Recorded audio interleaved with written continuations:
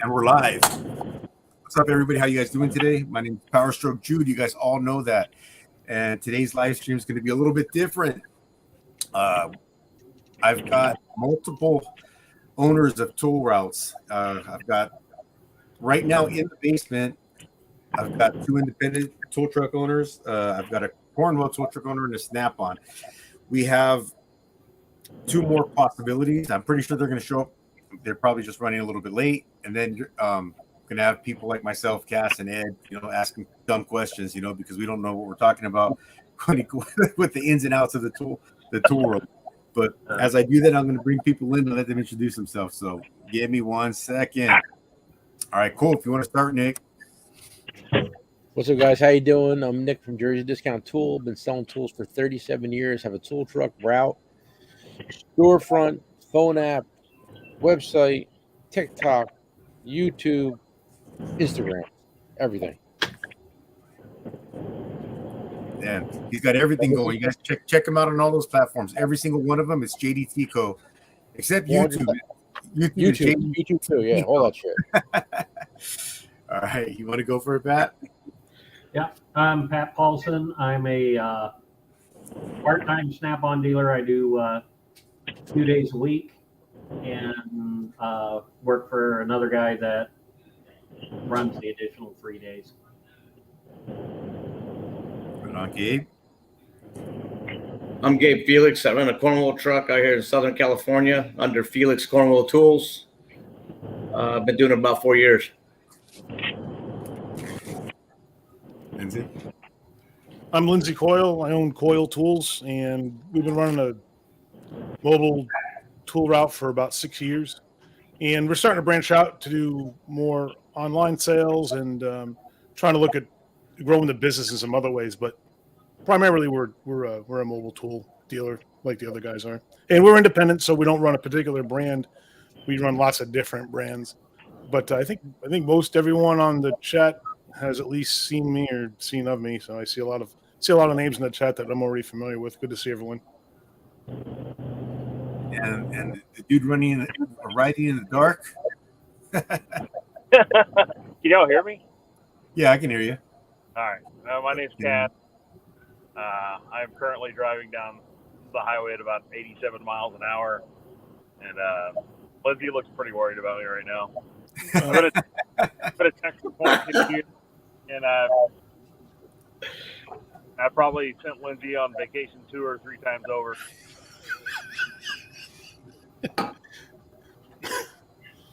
Cass has been a very good customer.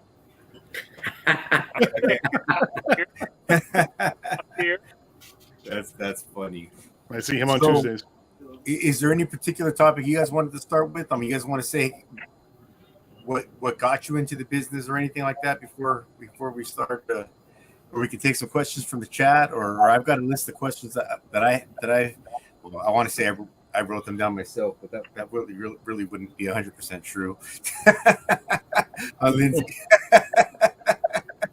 But I do have some questions. There's some topics I thought that I went over, and I think they are all really good topics.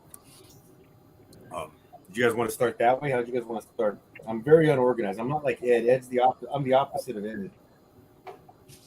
You can start asking questions, I think. All right, cool. From the chat? Yeah. Oh, hold on. Who just jumped on? Oh, there he is. Go for it, Ed. Everyone, this is Ed the old tech guy. You guys, everyone knows him except for Gabe. Gabe, this is Ed. Ed, can you hear me? How you doing, I can man? hear you fine. Hey, how you doing, Gabe? I'm a big Ed fan. Yeah. Oh, you hear that? Bottom right right. is Gabe Felix, man. That's my boy Gabe right there. Nice to meet How you. you doing, Ed? Yeah. I feel honored to be in such a high level company here. Thank you very much. You guys do me some justice here. Let me try to keep up with you all right? I'll try. All these pros. At least you have a Honda hat on, not a Makita hat. I should get a Makita hat for as much as I defend them. We're gonna find something like that. We gotta find one. We gotta find one.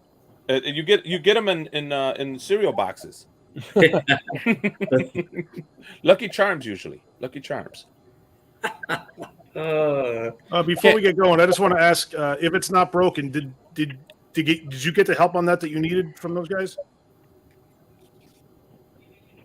What was he He had a asking? mountain wrench warranty question for me, and just want to make sure he got what he needed. Let me go ahead and do me a favor. I'm going to try to run another man. Ed's awesome because he is very well spoken dude. Way more well spoken than I am. You know, I stutter and stumble. So will I run the chat, Ed? Do you mind kicking off the conversation? Sure. So let's start. First of all, Jude, you don't got to be talking about how well spoken I am, man. I'm supposed to be some kind of grunt that works on stuff. Remember, you're making me sound too smart. No, not a grunt. I forgot the word. It was you. I forgot the term. A little known fact: I'm currently teaching Ed how to speak better Spanish too. Nick, that's right. Nick speaks perfect Spanish. Yeah, real. His whole route is all Dominicans, or almost all Dominican. True story, man. So really quick, I think the basis of all of this was to get in touch, and talk to different truck tool providers, and kind of get a take from different portions of the YouTube group out here, right? So you've got the Snap-on group, right? The most mightiest, powerful Snap-on group, and that's being represented by you've got Pat Paulson, and Roscoe should be here later. Roscoe can't make it because he thinks Snap-on is so powerful it doesn't need two people to represent it. So then you've got Cornwell, the Cornwell truck. Everybody loves their Cornwell truck, and that's being represented by Levi the tool guy and Felix. And is Levi here? Where's Levi? He told me he's going to be running a little bit late, but technically we're not late yet because I think the card actually said 7:30, so we're a little bit early. But he'll be on. So the Cornwell guys again think that they're too big time. They don't need two people. One guy's enough. And we got the independent tool guys, and they're smart. They brought in all the stops. They ain't messing around. They brought in the big guns because you got the man, the legend, the big time guy himself, Nick Morello from JD Toolco, and then you got the best looking, smartest, most charming tool truck provider, right? Tools of tool truck providers. And that's Coil Tools. We got him here. And then you've got the shop owners, the shop guys, the technicians, the mechanics. That's being represented by Cass and Power Stroke Jude. Then you've got me. I'm representing the enthusiasts, the DIYers, and some of the guys that would be crazy enough to jump in the rape van and gladly get raped and walk out with a bag, a bag of tools this big, and then get yelled at from their wives for about 2 months straight.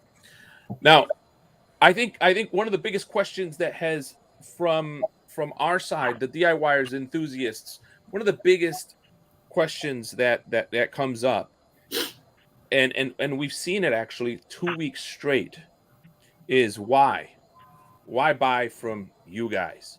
Why not buy from Amazon? It's cheap. It's easy. It comes to my house. But I'll tell you right now. Nick's gonna kick it right off. I hit the buzz button. Go ahead, Nick. Right. Well, first of all, there's my F corporate tattoo on my wrist.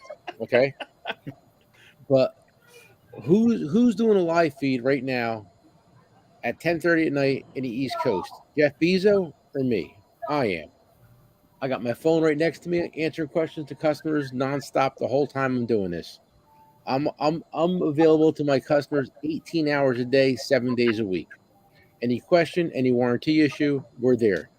Amazon's not going to do that for you. I'll do it. Lindsay will do it.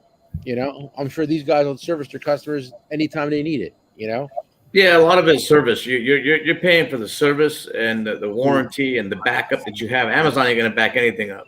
Nope. That's the big difference. They don't care if you roll over and drop dead. And they'll make you buy another one. That's the issue. So you keep buying tools over and over if you keep breaking them. That's So right. Now, you guys know that my name is on YouTube is Ed the Old Tech Guy, and I am going to give you guys an experience. And I've said this to many people, and they've told me, Ed, you're such a show off buying this stuff from the truck guys, paying a markup. And I say, I gladly pay a markup just because of the service. But I will tell you that I've bought many an electronic, like a router, a switch, PC component from Amazon just to find out that it has been counterfeit. Yeah. It's fallen off a truck, and some guy's selling it. yeah, It won't be warranted. There's a bunch of reasons why I would now. Of course, you to that you've got the discussion of buying from Home Depot, Lowe's, or you guys. And you know what? I keep telling them it's like Cheers. I like to go to places where everybody knows my name. When I call Nick's shop, I get Luke, I get Nick Jr. Hey Ed, what do you want? I'm like, how'd you know it was me? So get Frankie. Or I get Frankie. He's like, Ed, what do you want? Like, what's going on? Oh, you changing credit cards? All right, let me get your new credit card. Put it on file for you. So that is one of the reasons I buy, and that's been my explanation. But I think everybody wants to hear from everybody here as to why they should buy. And I think some of you guys have expounded on the fact. But I sell service, not tools. You sell service, so you're selling I yourself. sell service, absolutely.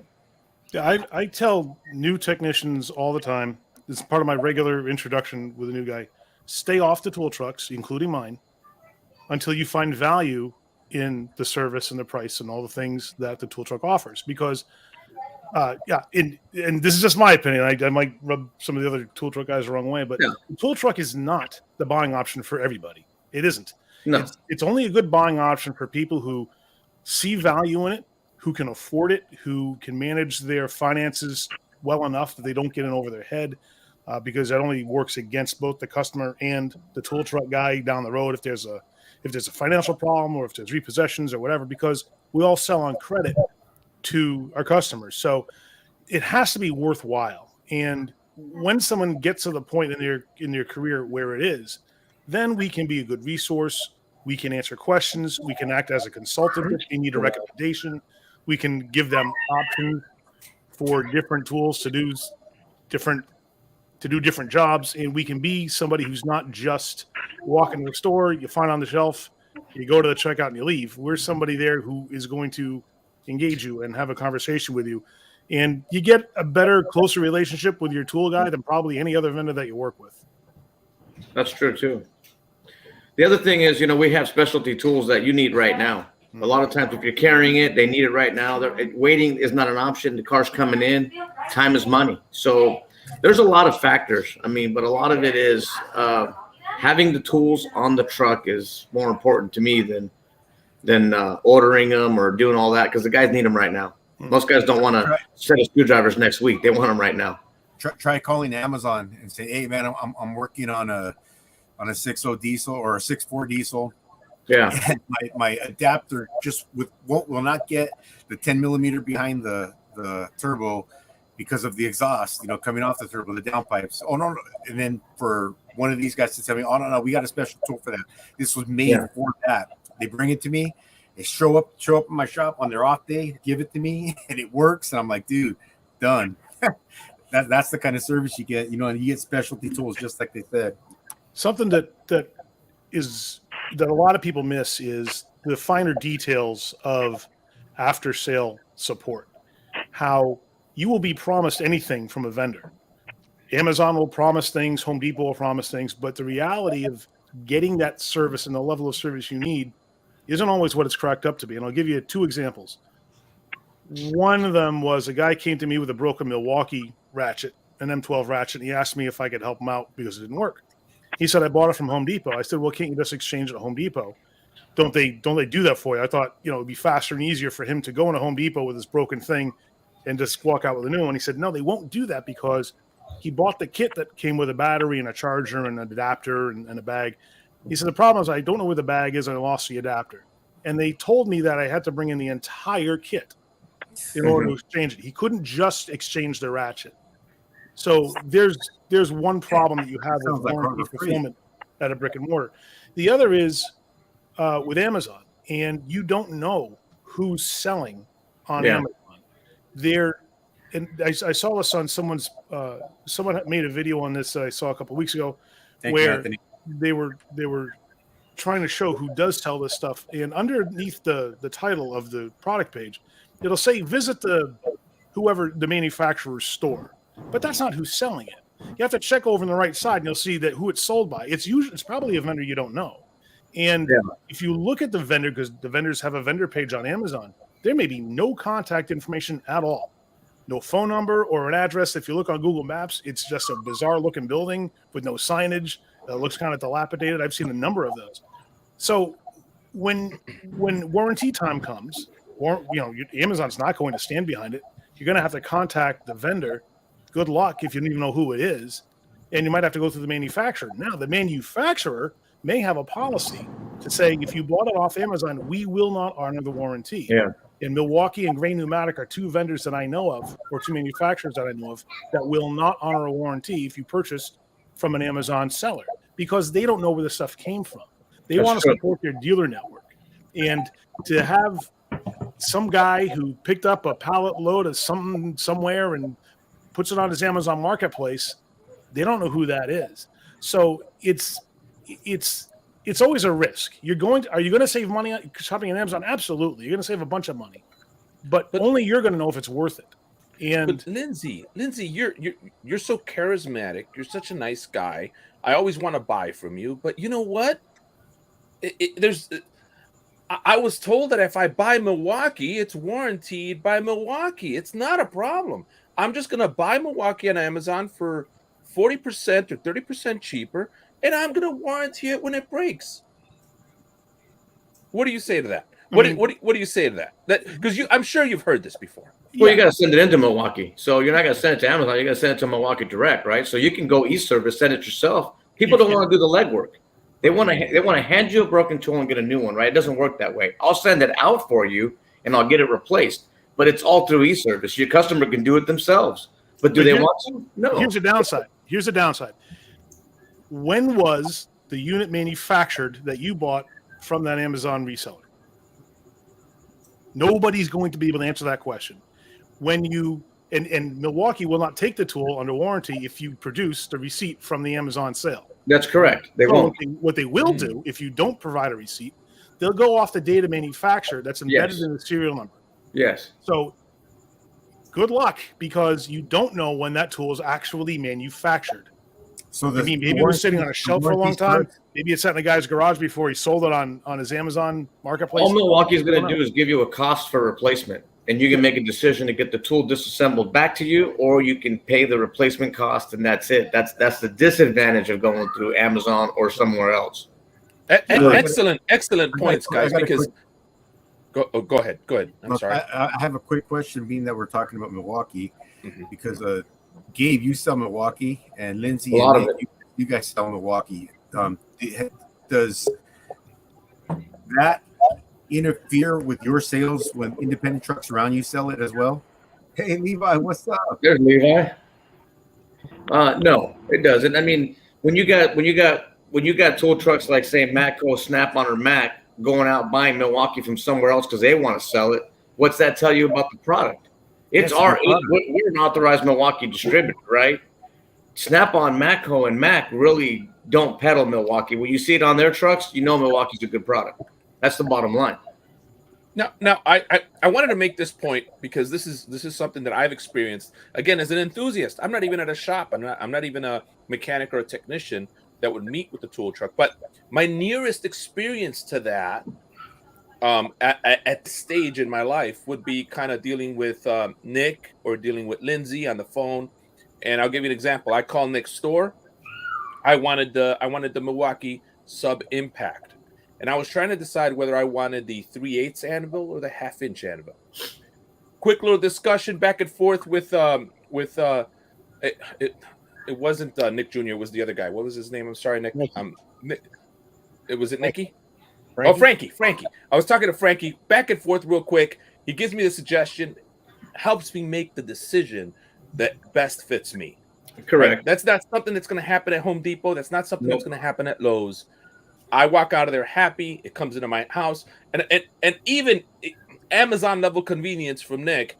it shows up at my house. I got it in my hand, and I paid pretty much the cost that it would have cost at Home Depot. I mean, I do got to say, Nick, that was friggin' awesome. But that is some of the things that I think are missed when some of the people on YouTube or That's a huge say, point. That's a good point, because you go to Home Depot and the guys there don't know nothing about the tools you're about to buy. They can't say nothing about the die grinder, the sawzall, nothing. They just sell them. Here it is. Here's the deal. That's it. The tool truck guy knows everything about it, and it is a big difference. We work hard to get the deals we get. I mean, like, you know, we aggressively search for deals. Of course. Today we sold 176 angled die grinder kits online. I want one, Nick. Send it. Stay in frame, Rocco. Send it. You heard me, bro. Send it. I told you guys you did a good job. I'll let you in on a secret. We sold out, and we're gonna do a quick. We're gonna call it a pre-sale, a layaway, whatever. But we're gonna have them back in stock hopefully in 2 weeks. We did a TikTok video this morning. We got 115,000 views on it today. Jesus. Wow. Yeah. It went viral. Like, so here's another experience that I had, again, as an enthusiast DIYer, and I'm only speaking from that end. We will speak from the mechanic and technician end, but I'll get through my questions first, because they're the easiest and they're probably the most boring for everybody as we ramp up getting viewers. So I will say this. There's my boy right there. There he is, the Snap-on guy right there, right down there. What's up, That's my Roscoe? boy, right? So Roscoe, I ordered something from Roscoe. We run into a little issue of trying to get the item because it's on back order. We can't get it. This is the service that you get from a tool truck that you're not going to get from Amazon or any other place. I give him a quick call.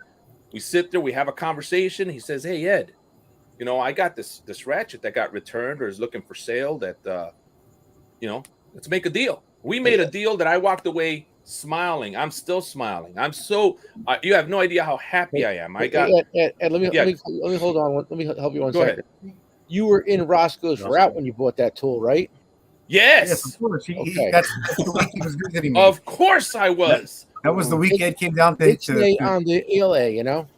Yeah, that was the weekend came down to hang out. You don't know that I go work for Power Stroke Jude? Yeah, I work for Power Stroke Jude at his shop. I know that. I just want to make sure the Power hanging out with me that day. Yes. Anybody asked the question? I was subbing for Power Stroke Jude that week. I do that kind of work. Hey, Lindsay, let me ask you guys a real quick question before we forget. Does anybody? I don't know if you guys read this question or not, but it's from Anthony GM85. He gave me a $5 hauler. Thank you, Anthony. But it says, real question for y'all that run the tool trucks. Do any of you sell JIMS tools, very specific motorcycle tools? And before you guys answer that, Levi just jumped in and Roscoe just jumped in. So if you guys want to say what's up real quick, I think Levi, your mic was muted.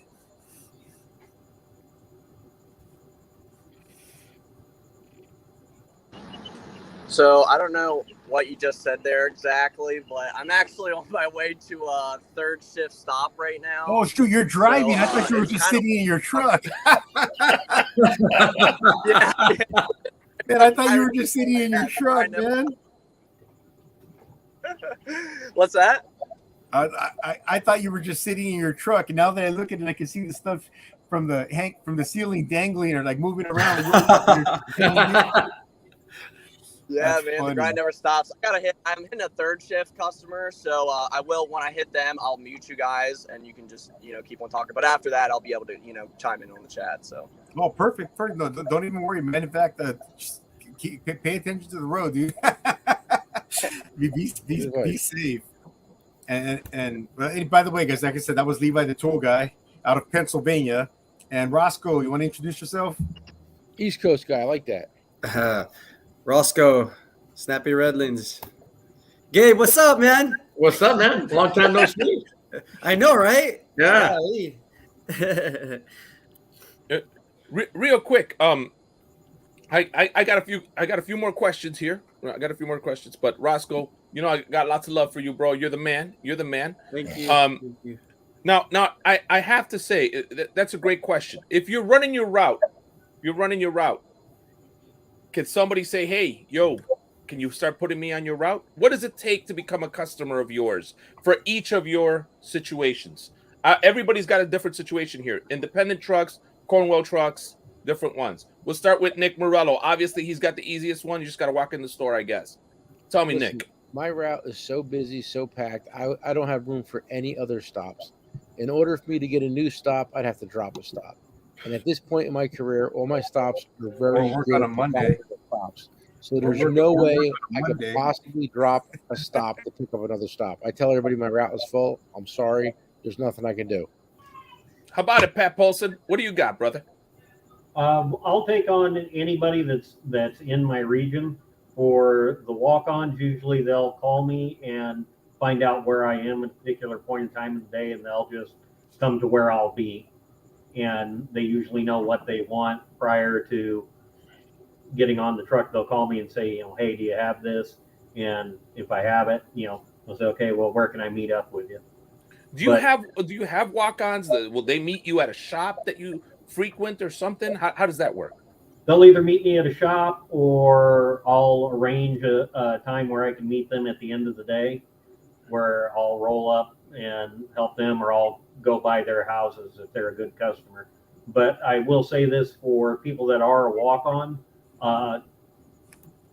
if you want to build that relationship and you don't have a shop, it's best to do full purchases and not try and walk on and say, I want to finance this. And you have to win a little bit of goodwill.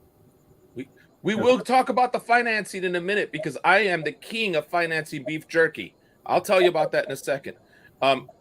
Roscoe, tell us, how does somebody become a customer of yours on your route? What do they got to do? They got to chase down the truck? How do they do it? Basically, I just take on anybody, really. I mean, if you're a walk-on, I just let you walk on, look at some stuff. But I'll tell you one thing: I don't stop for nobody. I'll go to my next shop, because you never know what might go down. I might get robbed or anything. But I definitely stop at at one of my stops. If you want to come see me, just hit me up. You see my number on the side. Just meet me. The very first place I ever met Roscoe was at his warehouse. So he took me on. I walked right, gave me the pass. I was a newbie, man. I didn't know better. I'm just kidding. and I told me real quick about. I even told him, I said, you can't be doing this, dude. Oh, you can't be doing this, man. No, that was I'm horrible at names. What was the other gentleman there? No, Levi. How does somebody get to be your customer, Levi? That's not on your regular route, or that's on your route, but that you haven't met yet. How do they get to be your customer? So basically it just depends. Like, a lot of the people that I do pick up are people that see me in gas stations and stuff, and they're like, hey, can you pick us up or whatever? And my route, and I'm sure Gabe's is the same way. Like, as Cornwell dealers, our routes are freaking massive. So, I am pretty filled up right now to where I can't really pick up that many people. But if it's a shop and, I ask how many guys are there and whatnot, and if I can fit it in, I'll just be like, yep, cool, no problem, I'll fit you in. Actually, through my social media pages as well, I've gotten a lot of contacts through them. Some people have turned out to be really good customers. So as long as I can fit them in, but usually it's either just meeting somebody that sees the truck and has a shop in the area that I didn't know about, or just through social media. I think are my two biggest ones. So I'm a guy that runs around and I'm a big enthusiast. I like to work on my old cars, and I know your truck passes in front of my house. How do I chase you down? How do I go on social media, let you know, hey, I'll meet you at the shop that you go down the block at? Was that the best way to do it, or will you stop real quick at the front of the house if I'm ready to buy something that's worth $1,000? So usually, because I have a lot of people like that who aren't actually at a shop, but they'll basically they'll either I set them up where, like, hey, I can meet you every 2 weeks or something like that on a weekend. I do a lot of weekend visits, and a lot of people actually just come out to my house. So if somebody is an enthusiast or whatever and they're looking to get some good tools, I usually tell them, like, hey, I'm available Friday night or Saturday night at this time, your number, and then I'll meet up with you, But I love some of those people are really good customers. The ones that just, do tinkering on the side or whatever, have a completely different job. They usually tend to, and I'm sure other tool guys can say this too. A lot of those people tend to be really good customers and spend a lot of money. So, and a lot of times they don't do accounts either. They'll just pay it right off when they're, right off the bat, because you're not seeing them all the time. So. Yeah, Lindsay's going to tell you all about that because I'm one of his favorite customers now. Lindsay, how about you? How does somebody get to be your customer? It depends on what kind of customer they want to be. If they want to be on the route where I stop by every week, I have a narrow criteria for that. And after doing this for as long as I have, I know certain kinds of shops that will yield better results than others. And if I'm wrong about that, I'm okay with that, because there's a high risk involved in serving certain kinds of shops. I will not service shade tree mechanics. I will not service paint and body shops. The only shops I will go to now are, top of the list is going to be fleet and diesel. And after that, custom shops, and then general automotive. I will not go to dealerships, because there's a revolving door in dealerships that it seems like everyone decides to leave at once. And when they do, all of a sudden the phone numbers don't work and the cars don't go through. And shade tree mechanics can be gone tomorrow and I'll never see them again. And there's a lot of paint and body shops where guys they'll get help as they can find it. And these guys might be terrible. They'll come on the truck, they'll buy some stuff, and they'll leave again. So the amount of risk that we take in financing everybody is going to dictate who's going to be good customers. And I'm not inclined to deal too much with people who aren't going to finance because they won't pay the prices.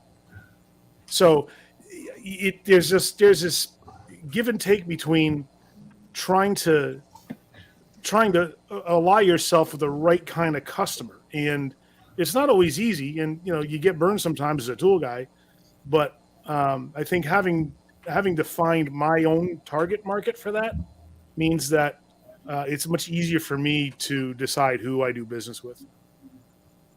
All right, brother Gabe, come on, tell us all about it, man. Tell us the story. Everything you heard's about right. I mean, if I get walk-ons that I don't know, they're paying in full. If it's somebody that wants to be a customer, something's got to be scheduled in. I have a lot of open time in my schedule, but I'm not going to go out of my way to go service a guy or a shade tree. If it's a new stop, I'll give it a shot. I'll stop in, I'll check it out. But at the end of the day, if it's a walk-on customer, I don't know, they got to pay in full. I don't know them. I don't know what's going to happen. If they keep coming on and it becomes a relationship, then we can do a payment plan. But aside of that, it's got to be paid in full. If it's a new shop, I will go and check it out. But I'm with you about dealers. Dealers are terrible. I got 2 dealerships and that's it. That they're good ones, but the other ones I just don't even go to because it is a revolving door and dealership guys are kind of weird. But as far as buying tool goes, you know what I mean? So kind of echoing the same thing all the other guys said. But going out of your way for a guy or going to someone's house and all that, I think the tools from what you're really trying to do out there, hitting, regular shops that are real shops already, not just some guy in the backyard that thinks he's going to, buy a bunch of tools. If he wants to come meet me or if it's a customer of mine I already have, wants to meet me somewhere, that's cool. But I'm not going to go to people's houses and all that. It's just, it gets too, my time's too valuable to be doing that with. What if it's a good guy like me that'll meet you at a shop and give you his credit card number so that when he walks on, it just says this, this, and this, and you know he's good to go? If it's somebody I've already dealt with, that's cool. We'll put you on a payment plan and no payment plan. I'm paying up front, everything. We meet up and we make a sale. You can meet me anywhere on the route, but I'm not going to go to your house and go out of my way to go to your house, even if you're buying $800. It's just what's the catch, right? Like, why am I going to go to somebody's house when they can come to me? I'm on a route. I'm on a scheduled time. Other my customers, I'm not going to take service away from those guys that pay me every week to service one guy. If he wants to meet me on the route, I'd be welcome in. But that's about the only way. And as Roscoe said, you also because here's the thing: with a guy who's not in a shop, the guy who's not a professional tech working in a shop, why would he want to buy on a tool truck? Like, that doesn't make any sense. Yeah. So you got to be very careful because there is a hustle out there that guys will bring to your door. Yep. And they will try very hard to rip you off. And if you don't know the game, you're going to get ripped off. And it's happened to me early on, and I'm sure it happened to all of us early on. But there's something weird, about a guy who's not a professional tech who wants to buy on a tool truck. Hey, man, I'm not that weird. But now we're ready for the next question. No, go ahead, Lindsay. Go ahead. I'm talking about in general. Yes, I know. When if we get approached by somebody who says, "I don't have a shop, can you come by my place, or can I meet you?" Generally speaking, that is not a good tool truck customer because there is no real good reason for them to want to buy a tool truck tool. Understood. Understood. I've got a two-part question.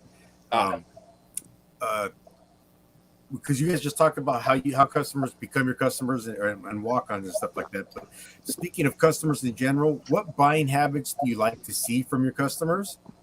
And what buying habits do you not like to see from your customers? And we'll start this time. We'll start with Gabe. That's easy. I want customers that are going to make a payment and buy some more. Usually the payment's bigger than the purchase. That's really ultimately what you want, is someone that's going to continue to pay their bill, pay right, and buy right. Okay. Pat? I would agree with that. Someone that's going to make their payments on time, and someone that is more focused on what they want when they get on the truck, what they're looking for that particular day, not someone that picks up every single item and, what's this for? How does this work? What does this do? Because all that's doing is wasting my time. If when you're on the truck, you should already have some idea of what it is you want and what you're trying to accomplish. If you need help making a decision, I'm happy to do that. If you have 3 different options of screwdrivers you're looking at, I'll be more than happy to help you with that. But know when you get on what you're looking for. Don't just come on and browse, because it's not Walmart or Target. It's a place where you come to do business to get going. Yep, I agree with that. What about you, Nick? I like consistency. Yeah. In other words, every guy's different, but I like consistency. I know when I roll into my one shop on Tuesday, his bill's $800. He's going to make a couple payments before he buys something new. And then I'll go down the street, and this guy, he runs a smaller bill, but he pays different. So I like all my guys to be consistent, so I know when I go there how much I'm going to get, and what they're going to be taking. So I like to keep, most of my guys are everybody's a creature of habit. And that's a good tip too for like the newer guys. If you see a customer you've dealt with, doesn't matter if you dealt with him for 6 months, a year, whatever. If all of a sudden his habit changes, you might want to get ready to brace for impact. He might be leaving, and I've had that makes sense for the years. If guys are certain, they buy and pay a certain amount of money, yeah, then all of a sudden they change. Why? Like, what's going on? Is he getting ready to leave? More than likely, And when a customer is gone and they don't want to pay, like Lindsay was saying the other day, I was watching your video. When a guy is gone and don't want to pay, you're not going to get paid. It's a wrap. Yep. You're blocked on social media. Your phone number's blocked. Credit card turned off. Yep. The guy says to me, "I'll give my credit card. I'm not going anywhere. You can trust me. I'll give you my credit card number." That's fine until he calls the bank and turns your credit card off. So I never do that. Never. How about you, Roscoe? What kind of customers, what kind of habits, buying habits do you like to see, and which ones do you hate? I like it. I like when a customer, it's almost like the other way around. A customer is trying to earn my business, meaning like they want to like have me service them. So I love it when they like say they buy something for $1,000. I'm like, all right, how much can you do today? No, I'm gonna do the whole thing. I'm gonna do the whole thing, and I'm gonna come back and buy some more. I want to earn your trust, and or if anything, another thing is when they say they spend $500. He's like, is it cool if I give you half? Scheduled payments every Friday, this much. I love it when they do like they're more, I guess they tell me like I'm gonna do this, and I'm like, okay, but I like it when they pay more than half or in full, like in the beginning, like they're trying to earn like my trust for them to get on the truck so that they can spend money with me. And that's exactly what happened with Jude. That's what he did. That's what he did with me. That's what happened. It wasn't quite 1,000, man. It was like 90 and change, but yeah, like I'm gonna spend some money. Here you go. I want to be able to come back. If you let me come back, like I'll buy some more, but I'll pay you in full now. And hopefully you'll allow me to get on a payment plan. I like it when customers do that. Like, they try to earn to get on the payment plan. That was on one of my question lists. I know that Jude has a 2-part question, but that was on my question list which is, how does a shop or how do these guys attract you guys to come through? And we could save that for after Jude's second question, if you like. By the way, we got live action going on. You know, right? I know. Look at that stuff happening right there. We got some live action tool truck action going on right now. Buy it right now. I said, buy it, buy it. so like Jude and Cass, how do you guys do it? Sorry, Jude, what were you saying? No, sorry, Lindsay's next. Sorry, I apologize. You never answered that question about the. I know you got something to say about that as well. Yeah, and I don't want to forget. Ian Lloyd asked an outstanding question. I want to address that in a little bit. So I want to make sure we don't forget about that. The ideal customer for me is somebody who has a budget that he sticks within, and will do something like, let's say he's got a $50 a week budget. He'll come on the truck and he'll buy between $300 and $500, and he'll say, "Just run my card $50 a week on Fridays." And I say, "Okay," and every payment goes through. And when his balance gets down real low, he buys another $300 to $500 worth of stuff. And we just keep this wonderful thing rolling where he keeps getting tools and I keep getting my money, and he keeps getting tools and I keep money. That's an ideal customer. I think that the worst kind of customers any of us can have is someone who will run up a balance and then start backing out on how much they were going to pay. Like they'll agree, I'll buy $500 and can I do, $75 a week? Sure. And then that 75 weeks becomes, oh man, I don't have it this week. Can I do 40? Well, okay. But next week I just say, okay, next week. And the next week you don't see him. And then the week after that, he's, man, I only got 25 this week. But I need to buy this stuff. I'll buy this stuff too. And that's when you start getting these guys upside down where I forget who said it, but where their payments are higher than what they're buying. That's really important, because what happens if you're not careful is you have customers who will run up a tab, and then the tab always hovers right there because they're offsetting their payments with purchases. And that's a dangerous place to be. It's very expensive for the tool guy to be there because he's constantly feeding that customer tools and constantly has a bill that he has to pay for that guy, but he's not getting ahead on the payments because all the payments the guy's making is for the stuff that he already purchased. Cool. Yeah. I got Makes that. sense. It does make a lot of sense. Real quick question from the chat. If it's not broken, fix it. Do any of you guys let anybody get ahead on payments? Like if they're paid off, keep giving you $50 a week? Oh, I love that. Yes. Absolutely. Yeah. I changed what I said. That's the best customer ever. I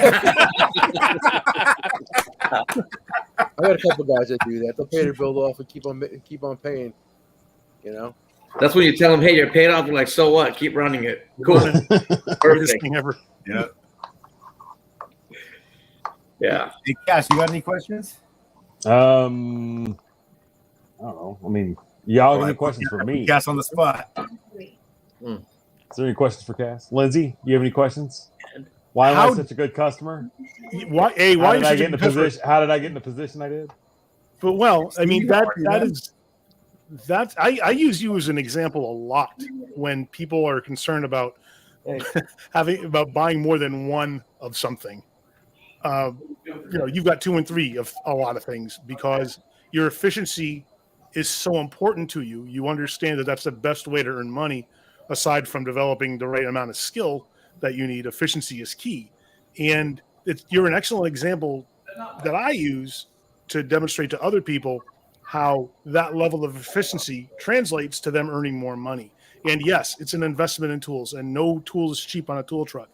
But if you need that second set of sockets, the second set of ratchets, the second impact, whatever it is, it may very well be worth it if you're going to use it to make money, somewhere else. And it sure beats the inefficiency of traveling back and forth with tools, forgetting something, losing something, or whatever it is. Yeah, I mean, you can't. In my opinion, I don't have time to go and look for stuff or go try to find something else. Like if I'm working on site, I gotta have stuff there with me. But if I'm in the shop, I gotta have the stuff there with me. I don't want to be traveling back and forth, bringing stuff. It makes it super inefficient. With that said, that's the reason why I buy tools from the tool guys, is because when I have an issue, I give it to my tool guy. I've had this relationship with my tool guy. I know he's going to take care of it. I don't have time to mess with it. I like to go to my tool guy and go, hey, this is my problem. I do it with Lindsay somewhat. I'm like, I need this, or hey, this is broken. I want to get this fixed. I want to get this purchased. It's not, like I'm not like, oh, I'll run my payment for $50. I pay everything in full. I don't, I'm in a position now where I don't need to make payments, but also I need stuff. I need it done right away. And I feel like, the way I do business with the tool guys, it seemed like I probably get preferential service over a lot of guys.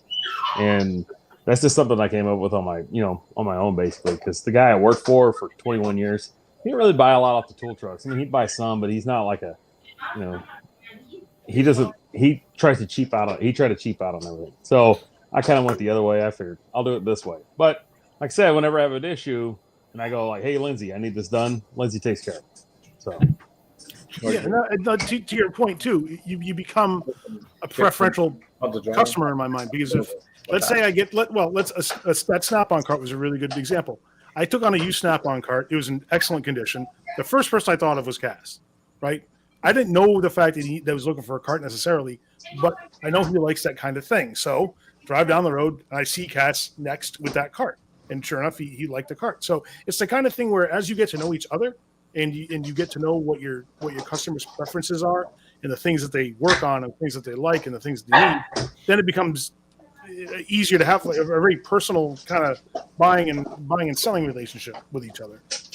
I know Cass kind of liked the teardown table too at one time, but just saying. No. So we're gonna wait till we get the shop situation figured out, because I have a feeling that I might have a tool guy next door to me. So that'll be fantastic. Yeah, talk about that's like taking a crack addict to the crack manufacturing place. Like, aha, I have arrived. Hey, here's a good question from the chat. Does anyone go to small engine repair shops? I used to, and it didn't last that long. I don't have any in my area. I stop in a few. You stop at a few, Pat?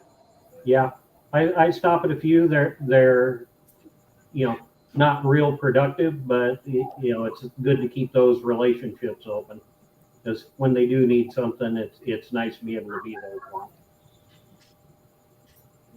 Hey, we danced around it, but I work on diesels. You guys all stop at small engine repair shop.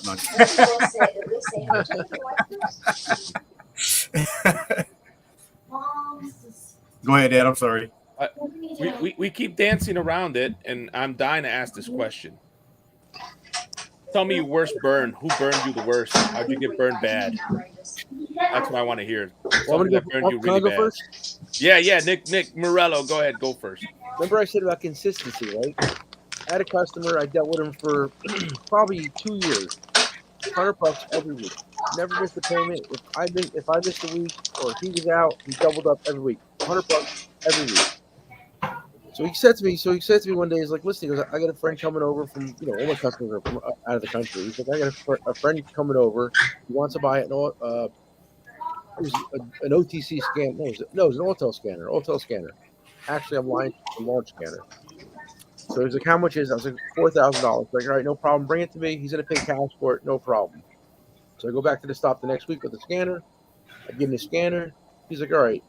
He goes, I'll have all money for you next week. Now, I dealt with this guy for 2 years, never missed a payment. He's going to be there next week. Like, he's been here forever, right? Next week, I go there. I'm like, where's, I forget his name. And he's like, dude, he left. He moved back to Brazil. I'm like, really? He's like, oh, yeah, he's gone. I got burnt for, like, he owed me $4,000 for the scanner plus another $1,000, like $5,000. That's the biggest fee ever got in my life. That's holy crap! That's so rough. $5,000. Wow. It comes back to consistency. You see, I'm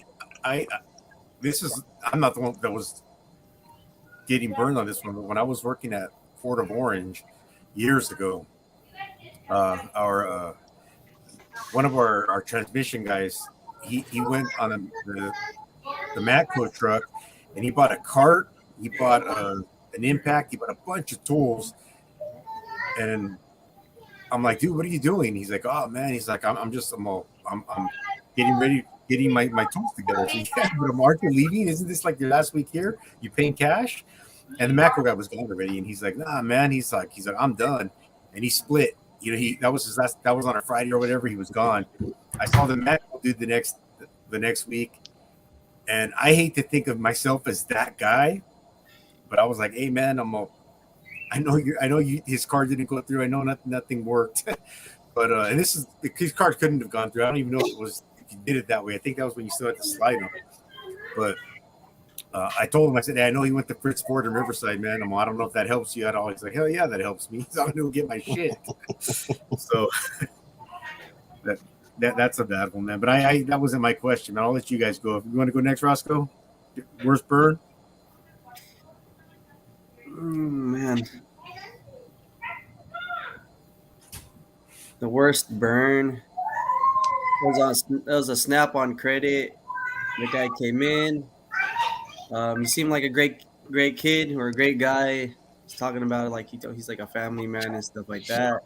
So we have these levels with Snap-on. Like if you're like collecting like all the Snap-on like credit payments, you get to a certain tier. And right now, like where I've been on this platinum elite status for a while, and I had one guy seemed like a great guy, and I put him on Snap-on credit, and then I used one of my platinum elite you could say vouchers or whatever to do an overturn because he didn't qualify. Yeah, so I used it on him because like okay, I'm not gonna lie, I fell for the story, stuff like that. I'm a family guy and I have a heart, but I guess because I feel like because I'm green, I guess still even after I'm 2 years in, it sucks though. Like my mistakes cost money, like it sucks, but you learn from mistakes, and it just sucks that money's involved. But anyway, let him buy $3,000, like $3,000 worth of stuff. He was making his payments. He was doing so his minimum payment was I was like, you sure you can do 30? Because I need you to be able to pay because I need to keep my status up. Helps you, helps others out who need help. He's like, yeah. So he did it for like maybe a good 2 months straight, and then he straight out disappears. And I'm like, okay. So I'll call Snap-on Credit, go find him. And then he says, oh, I didn't buy anything from Roscoe. And I was like, whoa, bullshit. What do you call it? Social Security ID, it went through. You guys let me, So Snap-on, I told Snap-on, I was like, hey, how did you let that slip? And he's like, well, I don't know. But just in general, it slipped through the cracks. And the guy is basically he's dodging me, but I know where he is. But I'll tell you, I guess I'm pretty fortunate. Our Southwest region, like we kind of like almost like a brotherhood. We help each other out. So he's actually in the city where I live, and he's there. Tracked him down, and the guy who services that shop, he's there. And to tell you, next week we're gonna gang up on him. I'm gonna go in there and go get my shit. And I have the receipts. It's a good thing he bought like an electric impact because you know how we put the serial numbers and stuff. That's good proof that hey, let me get my stuff. You stole that from me. But anyway, that's my burn right now, and he could actually cost me my elite status. That one guy, But yeah, that's my worst burn that I'm going through right now. But other than that, gotta keep on going. Especially I'll tell you one thing. I try, like losses and stuff. I try to put it through my head. I guess I'll use it on taxes or whatever. Losses. And number two is that a lot of money comes and go. I mean, a lot of money comes in, but a lot of money comes out. But some of that money I do put it on the side so that I can still sleep at night. Yeah, he burned me, but I guess I have that money that it's not. I know no one likes it, but I have that money that saved on the side where I don't have to I guess for my mistakes or for shit like that. You know what I mean? So yeah. Anyway, that's my biggest burn, $3,000, and the guy is saying that he didn't sell me anything, but clearly I did. How But do hey, you I'm guys, good. how do you guys keep doing what you do when that happens, man? That's the part that's Because it's we gotta make be- way more than we lose. For everybody. Owning this business is not for anybody. You gotta have like thick skin, and you gotta I don't know. Like I said, for me, a lot of money comes in, but a lot of money comes out. A lot of that money is not mine. So I try to tell myself, Roscoe, don't be thinking you're a baller. You're still young in the game. You need to save up, reinvest, and stuff like that. You never know. Like recession or whatever. I want to be recession proof. Like, oh, there's a recession, no one's really buying. At least I got some, I saved up for that rainy day. But other than that, this is probably like a off topic, but I'm just happy. I can never. There's nothing working. There's nothing wrong working for somebody, but I can't go back. Even though I get all these bad customers and all this bullshit, but I have more good than bad. So anyway, You can end sorry up working guys, for I'm Mark rambling. like me. Oh man, you're awesome, man. No, You're I said you can end up having to work for someone like Mark the way I do. I'm gonna get you out. I'm gonna get you out, Jude. I'm gonna get you out, Jude. I'm gonna run that truck, man. Hey, remember you asked me that question today? Who you gonna run the other route when I get because remember I told you I'm in line. A guy's checking out. I got approved to go get the route near my house. You asked me who you gonna hire. Maybe, most likely, because I don't know. Jude seems like the type. I've known him for 2 years now, and he seems like the type. He loves tools. He loves all kinds of tools. Cornwell. He buys from everybody. I know that. He really buys from everybody. But a guy like that who likes to wake up in the morning and want to do it, yeah, he would be the guy. So. And he knows how to use them. Yeah. Oh yeah. Oh yeah. Now, who is next on the burn list? Who wants to tell their story next as to Anybody on the top row? All right, Lindsay. Come on, let's go, Lindsay. I don't know. I haven't been burning in a long time because I structured the way I sell larger items. If it's a major purchase, I have access to a third-party credit company, but I don't like to use them because they're really expensive. So I'd rather keep it on the truck where I can, which means I can pick and choose who I sell stuff to. So if somebody wants a toolbox or a scanner or a larger item where they want to drive up a higher balance, I have a way to structure that with customers that gives it its own payment schedule, that they sign an agreement saying, what the terms and conditions are. And so far, ever since doing that, I haven't been burned by anybody. It's a good way to structure it. I think that although I don't get the kinds of sales in major purchases that say Snap-on gets because they have a credit program that's pretty easy for folks to get into. But I'm okay with that. I don't fancy myself a toolbox or scanner or AC recovery machine salesman. I can make a very good living, selling, items that are a lot less than that, and I'm okay with that. And it's easier to manage that kind of credit. And that, as a result, you don't have as much to worry about. I think the last I knew, the industry average for tool trucks to take in losses for people who skip on them was about 3 to 5% of gross sales. Yeah. And I'm at about 1.25%. So I'm really okay with where I am in that regard. And somebody asked in the chat earlier, how much can we write off? It depends on how you do your accounting. There's 2 accounting methods. One's a accrual method, one's a cash method. And if in one, you treat a sale as revenue, even though you haven't collected all the money. So if you sell something for $1,000, it shows on your books as $1,000 in revenue. Okay. If somebody skips out on you, then you have to then deduct that later on down the line. And it's kind of confusing because the accounting doesn't show the true picture that you may have sold something for $1,000 and took a $200 payment on it, and that's all you took. You have to show that later on in your accounting, or if you're doing a cash accounting system, then you only show what you have taken in as revenue. So you sell that $1,000 item to somebody, you take a $200 payment, you're showing $200 in revenue. And if somebody skips out, then that $800 difference then becomes what we call bad debt. So it really depends on how we do our accounting, which allows us to write that off. How about it, Gabe? I've been pretty fortunate. I mean, I've had a handful of guys at, $300-400, but not much. I've been really, really fortunate, but I'm kind of like the bone collector. I will be that tool guy that goes to your house. I will be the guy that tracks you down. I had a guy try to burn me on a toolbox and a tool cart, and I had to drive 70 miles down the road to get it back.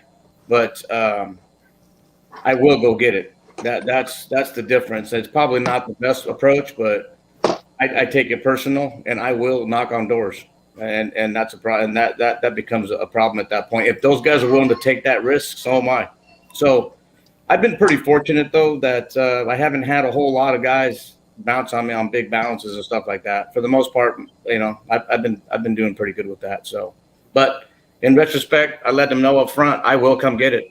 I promise you, I will find you. I get that feeling from you, bro. I Well, really get that feeling from you. I don't want to screw you over. I can tell. Well, I've done it more than once. So when I first started, I asked Gabe when we met. When we first started, I asked Gabe, "Hey, what do you do with these guys?" Because I'm like green or whatever. I just started, never had a business. I just got tired of working at Honda. 18 years. But anyway, I asked Gabe, "What do you do?" "Oh, I get down." "Oh no, I get down." I remember that. I was like, "You do that?" Oh, yeah. So anyway, yeah, but I do. I mean, I'm fortunate. I haven't had to use that third party thing. I do have a guy, but anyway, yeah. I just wanted to say that. Yeah, no, I'll never forget that I game. I don't think anybody wants to become the repo man. It's really a dicey Yeah. situation. But the Yeah. reality of it is if they feel they can do it to you, then I need them to feel the same type of heat. I'm here to pick it up. What are we doing about it? So I'm scared that you have like a necklace of shrunken heads underneath that beard, bro. It's like, guys that didn't pay. It's right here. Oh, okay. I was scared there. Like the shrunken heads of people that have not paid. That would be really scary there. But I've been pretty fortunate. I've been pretty lucky. How about Look it, at Pat? Roscoe's baby face compared to all of us. Yeah, I know. There's little dudes on. He just started. Don't let Roscoe fool you. He's like 45. 38. There you go. So, Pat, the worst burn? Haven't really been burned too bad. Because I work in generally a small area. I haven't been doing it very long, but because the area I service is only the one town, I kind of already know everybody that's in this area. So I know who I can trust and Yeah, there's one thing that Pat and I are friends, and Pat knows who he can and who he can't trust in his area. He's got a lot of experience working in that area. He's lived there for a long time. That's a good. I never thought about that, but that's a good way to not get burned, though, Pat. Mm-hmm. But not every tool truck guy's honest either. Cass, what are your experiences with getting burned by tool truck guys? Man. It happens. I had a Snap-on guy, and I've been pretty fortunate. I've had two of my Snap-on guys. 26 years I've been doing this, and been really good. And then I've had one that said he was pretty good, but he was kind of probably a scumbag to the guy that owned the business. And then the other one was just a straight up idiot.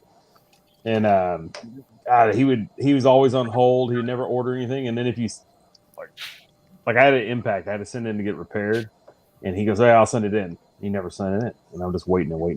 He's like, "Well, they haven't sent it back to me. And I come to find out it's sitting on his truck still. And I'm like, if I'd have known this, I would have just gone and bought one and just moved on and just had it. If I'd known I was going to have to wait 8 weeks to get this impact. And he's like, "Ooh." So I end up buying another impact, not from him, but I just buy one, and I ended up ordering the parts from Snap-on myself, and then I fixed it. But the best one was from a Cornwell guy, and I haven't been on a Cornwell truck since probably 2002. I would say maybe even longer. And it's not Cornwell the business; it was the guy running the truck. And basically, what he did is I bought a ratchet from him, and it had a known problem. And so every week he was trying to fix this problem. And then finally got to the point where I just went and I smashed it into the ground so I would never use it again. I'd never be tempted to use it again. And it sat in my toolbox up until I moved about 5 years ago. And then I finally threw it away because I would just remind myself every day when I saw him, like, God, just, don't be a Hey, guys, pushover. I don't mean to interrupt, guys. I'm gonna have to exit. I'm gonna have to go. So it's been nice chatting with you guys, and we'll do it again. Oh, Have for a sure. good Man. night. Appreciate Man, you have a good jumping night. on, Gabe. Thank you. Thanks. Yep. Night, Gabe. Take it easy. Good night. I'll see you on Wednesday. Okay, you got it. But yeah, I just, I held on to that thing for, 20 years. And, mainly it was like, I'm never going to buy another Cornwell tool again. And I haven't had a Cornwell dealer since 2002. So, it's just one of Hey, those but deals. let me say one thing. It's official. Everybody on panel today is this can be my normal panel every week because I'm averaging between 55 and 65 people watch it, when my normal people watch it are somewhere between 30 and 40. And you guys are awesome. Well, it's because you got Roscoe on. I had a pretty bad. That's got to be it. I've heard about Roscoe. Roscoe's like, the great white buffalo. He's like, I've heard about him. I've never seen him though. Hey, when the business, when the guy was running my route, the first guy, and he's like, Roscoe, man, you remind me of me. It's like, you should do this. And I'm just gonna, I'm not racist or anything. This is just funny to me. I'm far from that. But anyway, I was like, you sure? Snap-on's a super American, white dominant. I'm like, I don't know if you looked at me, man. I love Snap-on. I am American. I'm born here. I'm a citizen, but I'm yellow. Well, yeah. And he's like, nah, man. But it's funny though, because he adopted like 2 Chinese daughters and stuff like that. It was cool. His name was Nick. Roscoe. And anyway, I was like, man, I love tools. I was like, hell yeah, I'm sick and tired of it. Working for a dealership. Dude, I made good money as a Honda tech, master tech. But man, I ended up being the highest paid in the shop, and then just because of that, they put a leash on me. Once I knew they put a leash on me, giving me work, I was like, you know what? Maybe I will try a Snap-on deal. They can pay you. And I'm just glad I had good credit because one job a day, it doesn't mean anything. Yeah, especially the lazy ones at the end of when it's close to the end of the pay period, they'll start feeding them good work. I was like, whoa, that's not fair, at all. But I already knew. I'm a realist. I know where I am on the totem pole or whatever, But I already knew I was screwed when it was when the shop foreman told me you're the highest paid in the shop, but my paycheck does not reflect my rate. But that's when I knew. I was like, you know what? I love tools. I'm gonna do the Snap-on thing. So here I am now, 2 years later. I can't go back. It's hard though. It's really hard, man. Once you become your own boss, the thought, the ability to have freedom beyond, and y'all know what I'm talking about, but the freedom of, you don't answer to anybody. You answer to the tax man, you answer to the bank, but you don't answer to anybody, really. I mean, at the end of the day, you get to make the decisions. Yeah. And if you want to take off, you take off. But if you I always know that I can take off, but I don't because I'm a whore for the money. So I'm gonna burn. Me too, man. I get a call and it's a Monday and I don't stop there till Thursday, but they call me. I'm like, I'm running, I'm going. But anyway. That's why I was late tonight. Because I was working late. I told Jude. Jude and I had this conversation earlier today. I'm like, I'm gonna be there on time. I'm getting off early. I've already made arrangements. And then Jude texted me. He's like, "Hey, we're jumping on." I'm like, shit, I'm driving. Dude, I told Jude okay, my wife is hella cool, but it is true though. When I get home, I'm still working, meaning my orders, my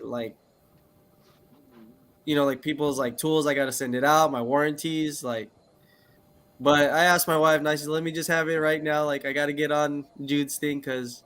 He's a good guy and he buys from me and stuff like that. But it can take over your life. It can, this business. But I'll tell you one thing though. I guess money wise, from wait till payday or whatnot. This one, this business, a lot more money is accessible, I guess. So if I want to take a vacation, I can. Yeah, but. Anyway, sorry, I think I went off track again. No, dude, there's no track. Sorry, guys. I don't want to keep rambling.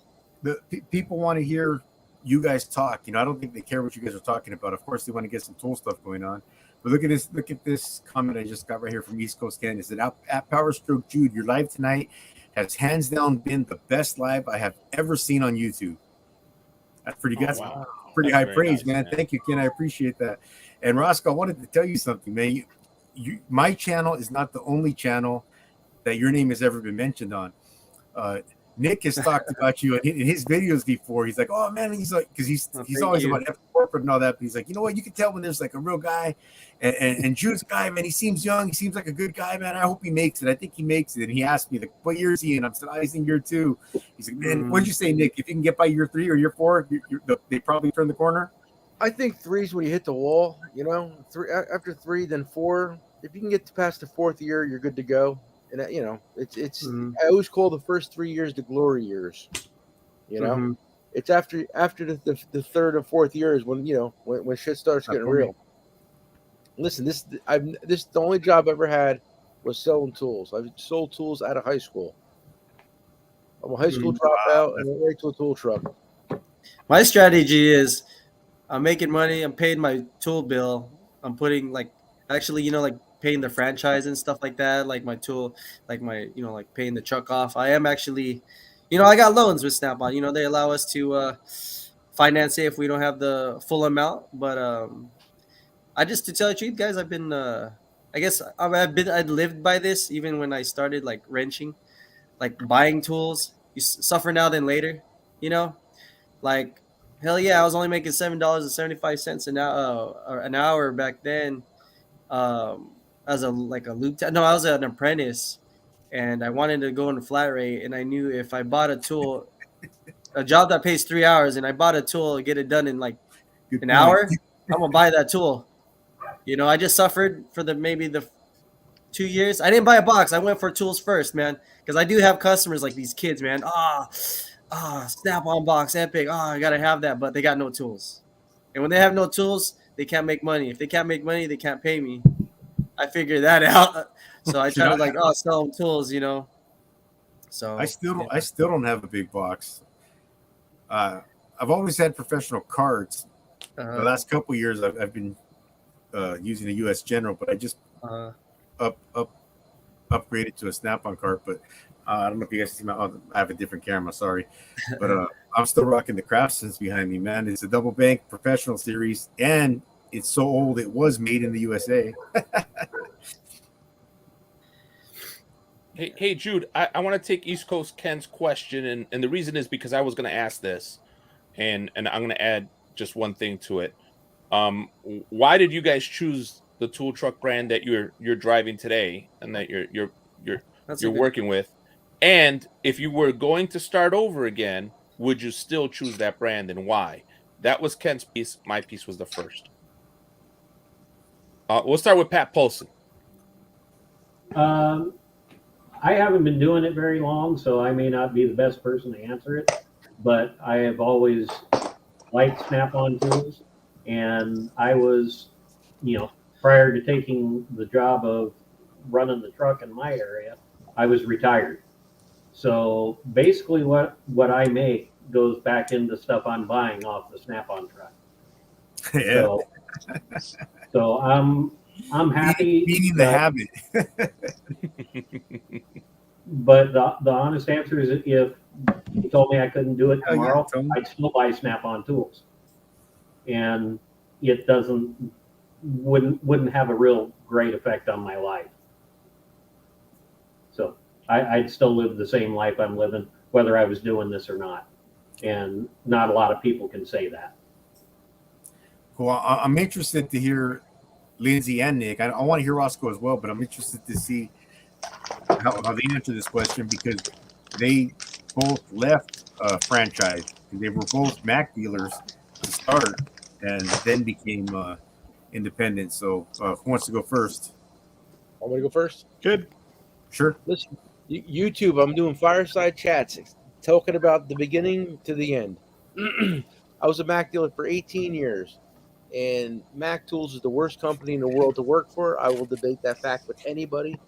And the best day of my life, I tattooed it right there, 2003, and I left Mac Tools. And the day I left Mac Tools, I started making money. I put two kids through college. They don't owe a dime. I paid for my house. I started I opened the store, What's up, Tone? and that's all for believing Mac Tools. And you know, my truck is Gearwrench wrapped. I don't work for Gearwrench. I work for me, 100%. I'll peel that sticker off the side of my truck tomorrow. I don't care. Matter of fact, I've been trashing them lately on YouTube videos, and I'm waiting for them to say something to me, but I don't care.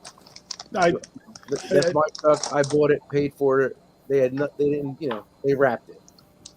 That's a good point about the Gearwrench brand. I don't like, only because I'm a little selfish, I guess. I don't like being known as the Gearwrench truck.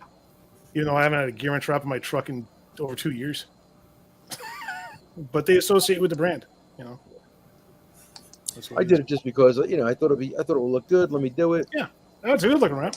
And you know, they gave, you know, when I did it, I don't know what deal they cut you. I got a bunch of free tools. I'm sure you did too. Yeah. That was back when they had a real street team program. Yeah, that was actually a pretty good program. Too good to last, I guess. Yeah, it's over. Yeah, oh, it's long since it's over.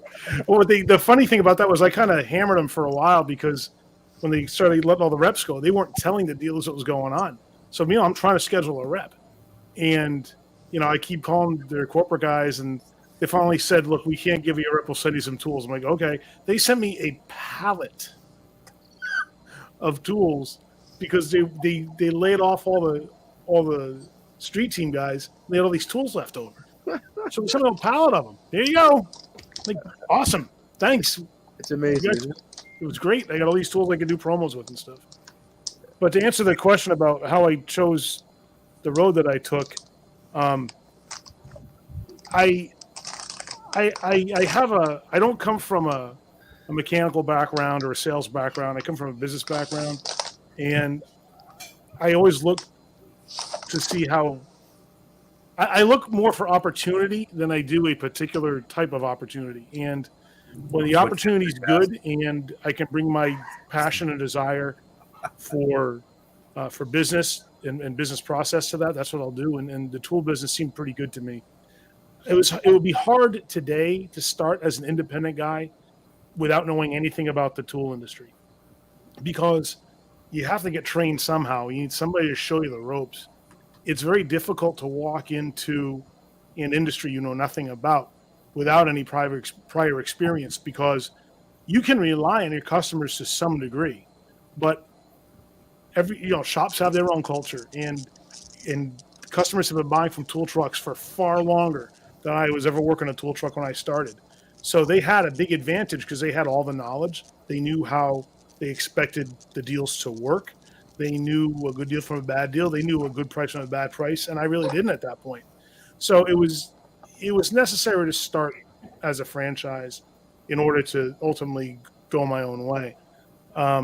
So it's not that I wouldn't do it differently. It's that I couldn't do it differently if I were to do it again. It's my favorite thing to watch whenever the new tool guy comes in and he's just green as goose shit. And you're like, oh, this is going to be fun.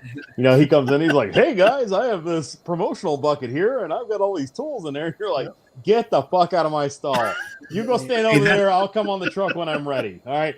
Get the fuck over there. You know, and they're just like, oh, okay, yeah, sure. You know, just go walk over there, and you're like, God, this fucking guy, he's going to last like a couple days. And then, you know, you always watch their inventory on their truck. You know, every week they come in, and you're like, it's just hanging in there. It's hanging in there. And then when that inventory starts to drop, you're like, it's going out of business sale time. Start making our moves here. But you can always tell a tool guy that's going to make it versus a tool guy that's not going to make it. I mean, it's, you know, a lot like a new guy in the shop. You get a guy in the shop, and you're like, you know, this guy came from another trade or another, you know, like side of business, and he comes in there and he's like, I'm going to be helping you guys out. I'm going to be the newest tech in the shop. And I'm like, all right, well, you're going to be like, you know, changing oil and sweeping the floor. And if you suck, you're not going to be here after next week, you know. But it's the same with tool guys. You know, tool guys walk in, they're like, hey, we got this promotional bucket. Would you like to buy something? And you're like, I had a great story about a new Matco guy that was starting on part of my service area. He had no idea how the business went. He had no prior experience as a tech or in sales. And he was just, you can tell when people are just doing what they've been trained to do, because it usually isn't how it resonates with the customer. So he walks into a shop with a set of chrome sockets. I think regular 3/8 drive, shallow chrome sockets. and he's pitching the sockets to these guys that already own a crap ton of sockets. And he says, see, it has the sizes stamped right on them, so you'll know which one you're using, and when you look at your rack, you'll know which one is missing. And they did a cast. I said, get out.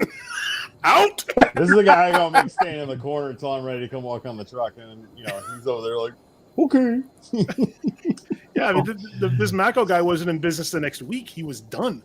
Oh, I don't know. Yeah, I've seen it. Like they've run just run through them, and then you can always tell like the guys that are gonna make it. I mean, I can tell you from within the first couple times. Like the first time I met you, because the Mac truck came by, and I hadn't had a Mac dealer since like the late '90s, and I was like, all right, well, I'll come on and I'll talk to you.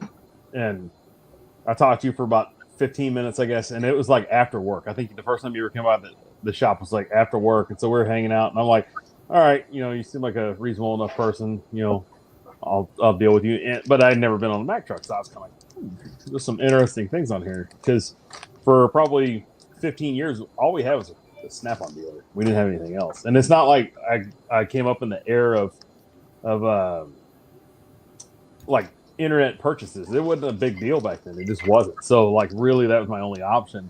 And I didn't live close to freaking Sears or Harbor Freight or anything like that. So I really like Snap-on was the option. And so, when I started transitioning to get another tool guys, it was kind of, it was eye opening and it was neat. But whenever Lindsay decided he wanted to go from a franchise guy to independent, I was behind it, because he's like, well, these are some of the brands I want to carry, and this is what I'm thinking about doing here, and this and this and this. And I'm like, oh, sounds good. I'll still, you'll still get my business. And it just kind of goes back to the same thing like y'all were talking about at the beginning of the stream. You're not doing business with the franchise or the business. You're doing business with the man, right? So, like, if I call Lindsay or, like if I called Nick or Pat or Roscoe, and I said, like, hey, I need to get this done, or I'm looking for this, do you have something that'll fit this need? And they're like, well, worst case scenario, give me a minute, let me look around, let me see what I can find. And I'm always going to do business with that guy because he's servicing me. And sure, I could go save money looking online, but I don't have time for that. What's my time worth? And if y'all are going to make some money on it and do that, then that's fine. I am 100% fine with that. Yeah, I agree with Cass 100% on that too, man. I like tool trucks. I paid for the service, and all four of you guys. To me, it wouldn't matter what brands you guys were selling. I'd buy from you guys because of the way you guys take care of me. It doesn't matter. Now, yeah, are there tools that I wouldn't buy, like Makita? Yeah, I'd probably tell you guys to stay away. Hey. Shots fired. Shots fired. Does somebody here like Makita? Who is that? The best. Made in the USA, let me tell you. Some of them are like 2% of their tools. 2% or 4% of their tools is made in 4%. America. Wow. Maybe 5 or 6. I'm not sure. And I got a deal. CT9, the CT 861 brushless 3/8, brother. I got it. I got 3 more left. 40 off. Let me know. So I guess the question I have for you guys is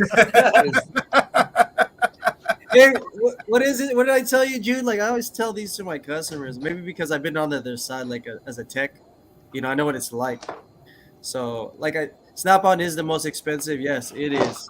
No, it's not. But Dude, Matco is the most expensive now, and I see both trucks. I see both catalogs. I don't think they shouldn't be at our prices. But like I was saying, I tell the customers, you're paying for the brand. You're paying for what you're getting. Yes, I am the most expensive on the street, but this is my business.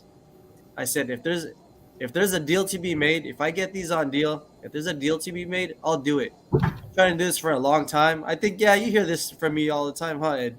So I tell that story and I'm telling you, new guys I've met, and hopefully we can keep doing this. But as a Snap-on dealer, I tell customers, we're the most expensive, but this is my business. If there's a deal to be made, I'm gonna do it. I'm trying to do this for a while.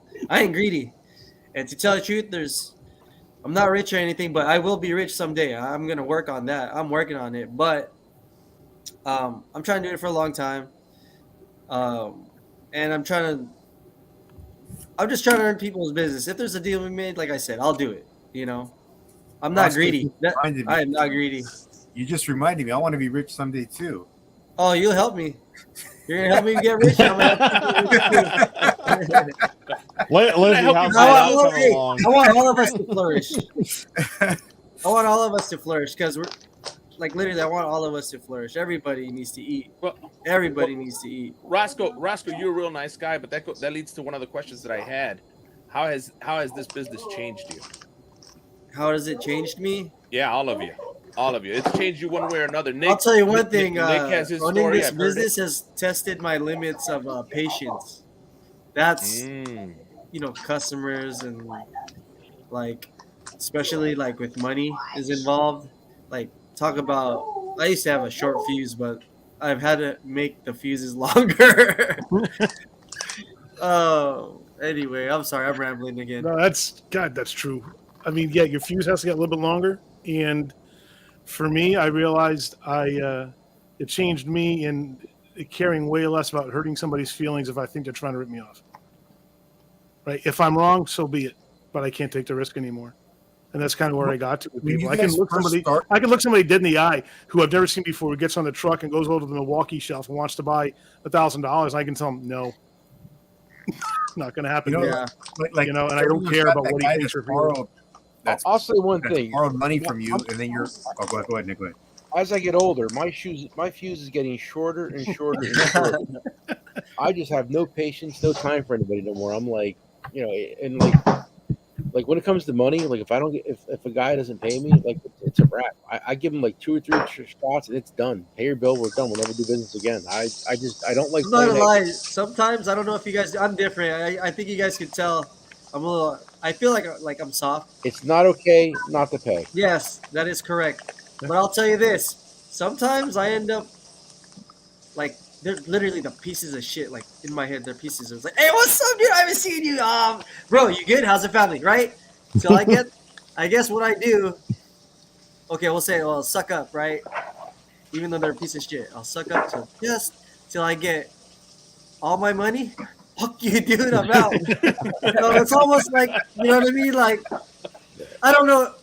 Okay, maybe when I look at the mirror, like, okay, Roscoe, you're really not a good bullshitter. Okay, so what are you gonna do about it? Like, how, like these guys, they're gonna walk all over me. I'm like, okay, well, I'll act like the nice guy, even though they're a piece of shit, and I'll keep acting like the nice guy, just to reel in with the money. You get what I'm saying? That's because it's me. I don't have like. I'll admit, I'm a realist. I'll look at myself like I don't have that look like Gabe. When I asked him, "What do you do?" He said, "Oh no, we're getting down." Like, oh man, I'm taking out. I don't know if I'm allowed to say it. Well, anyway, like he drops the hammer. I don't look like the type. So we just need to get you a bolt-on beard. You just walk in. We'll get to the question though. So I use the little like be nice till I get my money back, and then I'm good. That's it. Sorry. I mean, that's just any business though. Getting money back that's a tricky thing. I mean, like I have customers that stiff me too. So they smile when they shake your hand and buy the tool on credit, and they should smile when they hand you the money they owe you too. You shouldn't feel uncomfortable having to ask someone to pay you a debt that is owed to you. Like I was going to say. Well, you know what I do? I love it when they give me a tool. I love it when they give me a power tool. Oh, it needs fixing. I'm like, all right, I'll fix it. Oh, I use that tool as hostage. I'm not kidding.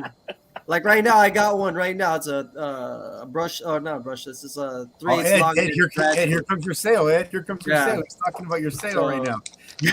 Hey, I got you. But anyway, I like it when that happens. I try to find ways. I'm flying out next week. I'm flying out next week to California. Yeah. I like finding ways to like try to get my money back if it doesn't look like it's happening, if there's a way. But anyway, yeah. A couple years ago, I made a conscious decision with all my customers. I said, "Hey guys, here's the deal. When I walk in your shop, if you don't smile and are happy to see me, we're done." I said, if I walk in the shop and you got that long face, like, "Oh, Nick's here," it's a wrap. Just pay your bill. We'll never see each other again. So when I walk in my shops now, these guys are smiling and happy, and that's it. Because if you can't be happy like I'm happy, what are we doing? I'll pick up a stop down the street. Yeah, You know? Nick, but you do that to your vendors too, bro. You go to the vendor meetings and you're like, dude, you're not happy to see me? I'm out. True story, man. You're Yeah, wild, bro. You're wild. Who does that? Man, I'm taking that to my business. I'm gonna be like, guys, from now on, if you're not happy to see me, I'm out of here. Figure Dude, it out yourselves. Dude, I ripped one of my salesmen an ass today. Let me tell you something. You have no idea. I was like, dude, it's now, Lindsay. You deal with all the warehouses that I deal with, right? Okay, and some of these salesmen are really good, and some are worthless. You know, and it's amazing because we can fine tune our pricing at times, and put together deals and packages. But if you're a lazy salesman, now all these guys work on commission. And there's times I'm like, dude, like, what are you doing? Are you really that fucking lazy that you can't put together a deal for me for 2 seconds? Right. It's crazy. What I do is different because we have a store, social media. We sell a large amount of tools online, and in order to sell tools online, we have to get good pricing. In order to get good pricing, we have to get creative, and it takes a lot of effort. I mean, I spend listen. I work a lot of hours, and I'm always on a phone, always on a computer, always looking for deals, always looking for closeouts, always trying to put a package together. It's not easy. It's you guys. If you're just doing a route, it's different. You drive around, you sell tools. And that's not easy neither. Trust me, but it's getting harder and harder to find deals. Oh, isn't it funny? You just said it's getting harder and harder, and the next comment was Tarek. Oh, perfect. I tried to get a joke in like that earlier when Lindsay was talking about getting trained, because Tarek knows a lot about that as well. But Jesus, guys. Tarek knows Ed's virgin ears here are burning right now. Yeah, I don't work in a shop, guys. Tarek's my dude. He knows I love him. Guys, so I have a question. Yeah, I have a tool go ahead. question. Yes. All right. So what's the favorite tool you sell? And then what's a tool that you wish you could sell that your competitor does? Oh, I wish that Milwaukee would come out with a small head, long reach, cordless ratchet, electrical ratchet like Snap-on has. They just came out with it. Nah, 3/8 drive. And high speed. But the 1/4 inch is not high speed, and the 3/8 doesn't have the small head on it. That's the one thing that I cannot sell that I really wish I could, because I got to handle the Snap-on, and that's a fantastic tool. What's the favorite tool you do sell, though, Lindsay? Beef jerky. Oh man! What's been extremely popular are those adjustable work tables. They've been really, really popular. Yeah, but every time you ship today's mine, that's found another purpose for it today. I used it for my that's what my computer's standing on in my garage. It's perfect. another use. You use a ton of things you can use it for. I love putting those on the truck because they never last long. We order them a pallet at a time. We go through a pallet every couple of weeks. It's great. You do the K Tool ones? The ones I'm getting it's those ones, but it's a different brand because it depends on who has them for the best price. Right now, my distributor Matco has them for the best price under their ATD brand. Mm-hmm. I like selling anything with my name on it. That's what I like selling. It's got a better profit margin. Yeah. Is there any tool that you wish you did have sell? His own branded tools. Tool that you wish you did sell? I don't know. I can get my hands on anything. I can't think of anything that somebody has that I can't get. If you could think of something, like the Snap, Roscoe, you saw the new Snap-on headlights? Yeah. Oh. Yeah, the headlamp, the new LED ones that just came out. Yeah. Yeah, to tell the truth, I ordered 50 of them on. Now they're all Let me tell you something. I found them in China. I was going to buy them. Okay. You know how much they cost landed to my door? Uh $6. huh. $6. It's a knockoff. Send it. It's a Send knockoff. it. They're all Knockoff. coming out of the same factory. It's the same Knockoff. stuff. It's not knockoff. Well, good thing there's serial numbers on it and I'll the be- warranties and all that. Alibaba.com. Is that what it is? $6. No, I do. I mean, at this point, these people call us now. WhatsApp. It's all on WhatsApp. Well, yeah, it's Roscoe, what's your favorite tool you sell, and what's something you wish you had? I guess because I always look at my technician background, like my all-around tool that I always use, and I think everyone should use, every technician or whoever, engine builder, tranny builder, anything, is a new. I love selling our 14 volt line, all our 14 volt lines, because they all, like the saw, the angle drill, the 1/4-inch impact, you name it, we have it all. And just using that 114 volt battery, you don't have to like have different kinds of batteries. I like selling our whole 14 line, but the number one tool I like selling on the 14 line, the 14 volt line, is the 3/8 impact, because that's an engine builder for one. Two is, I guess, like our new ones, it has 250 breakaway torque, that little gun. It's able, like I said, it's an engine builder, and light duty, even medium duty, like lug nuts, it'll take them off. There you go. Thank you. That's my favorite thing to sell right there. And you know what, I'm not gonna lie too. Snap-on's going heavy on that with us dealers, and they put good deals on it. Since there's good deals on it, I'm able to showcase a new item to a customer, and I can give them a deal. Buy this, get this, or, oh, you already have that. You know what? It's on promo. I got 5 of them. I mean, I got 10 of them. I can do 40 off. Sometimes I'm gonna lie. Snap-on doesn't, like, you could say, like, we have the franchise backing. They give us like sales strategies and stuff, and of course it's our business. We can run it the way we want. But I guess being on the other side as a tech, people don't really. For me, I feel like they don't really go for the free stuff that comes with it because it's so expensive. For me, people like deals. They like discounts. I feel like they'll remember that more of they'll remember more of the hookup than what they got for free. That's just me, because it's like something for 500, you get it for like $450. $50 makes a big difference to them in their head. They get to keep $50 instead of me full popping them and then just giving them like a shirt. You know what I mean? I thought Lindsay was gonna answer that question as to no, Lindsay's cool. The other companies that you would like. I thought he was gonna say like marketing techniques to put in their flyers, but no, he went another way with that. No, I follow the program. Don't get me wrong. But sometimes, like, I guess we'll say this. Jude, I do this. I don't know if other dealers do this, but it is my business. Say I have some leftover tools from last month. So theoretically, those deals from last month, they're not on deal anymore. It's already passed.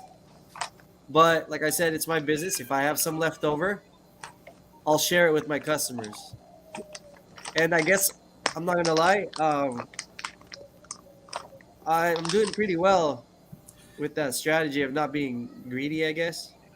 I've heard it. Hey, I got 3 more of these socket sets, buy one, get ones. I got 3 more from the last. Theoretically, I'm supposed to sell them like it's over, the deal is over, but you want it? And then people go, I'll take it. I even heard Roscoe tell someone to wait a week because they're going to be in promo. I do that too. See, that's why I get people coming. I try to have that trustworthy face, I guess. Like I said, I'm not a good bullshitter. I want to hear Pat's response to that question, but real quick, hey, Nick, you see the channel on the screen, Joey's channel? Oh yeah.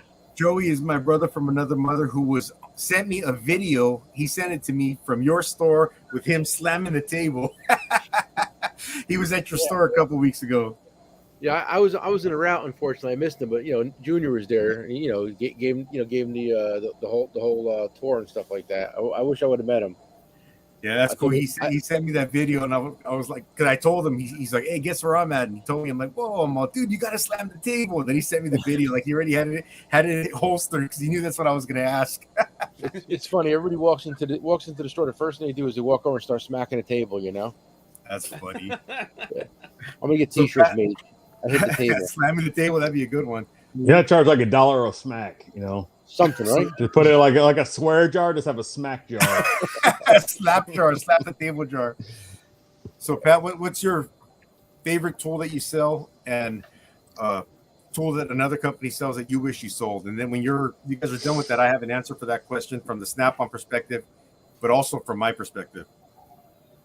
I have to agree with Roscoe. Anything in the 14-volt line, and just it also because everybody that gets, especially when it's their first time getting introduced to it, they absolutely love them, and it's nice to get that feedback. But as far as anything, the only thing that someone else sells that I wish we sold, and I know there are other companies doing them now, but the Matco Cobalt mechanics length drill bits. The hyper steps. Right. Yeah, that's a good one right there. From something I wish Snap-on sold that Levi's back right on. Something I wish Snap-on sold that they don't is something that everyone else all do sell, because I'm not in the Milwaukee lineup, so all my cordless tools are either Snap-on or DeWalt.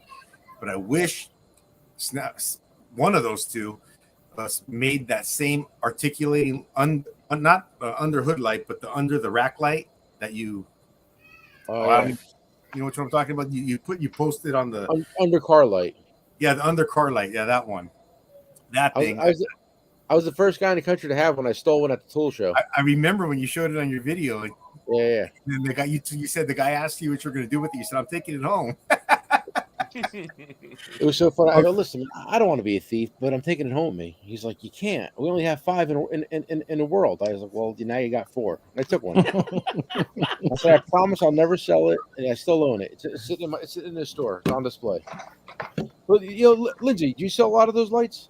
No, I really. Never, yeah, well, I don't put them on the truck. It's one of those things that I get. All right, here's going a little deeper in how I think. I get nervous when it comes to new products, and I know that that's a double-edged sword. But I simply have a hard time buying into something I just don't see as having a proven track record yet, as far as popularity or reliability goes. So I get kind of nervous with stuff like that, especially in lights. You got to shoot from the hip sometime too, buddy. Yeah. Gotta be a cowboy. Hey, let's ask Levi the same question, Jude. All right, Levi. This was the question that you came into.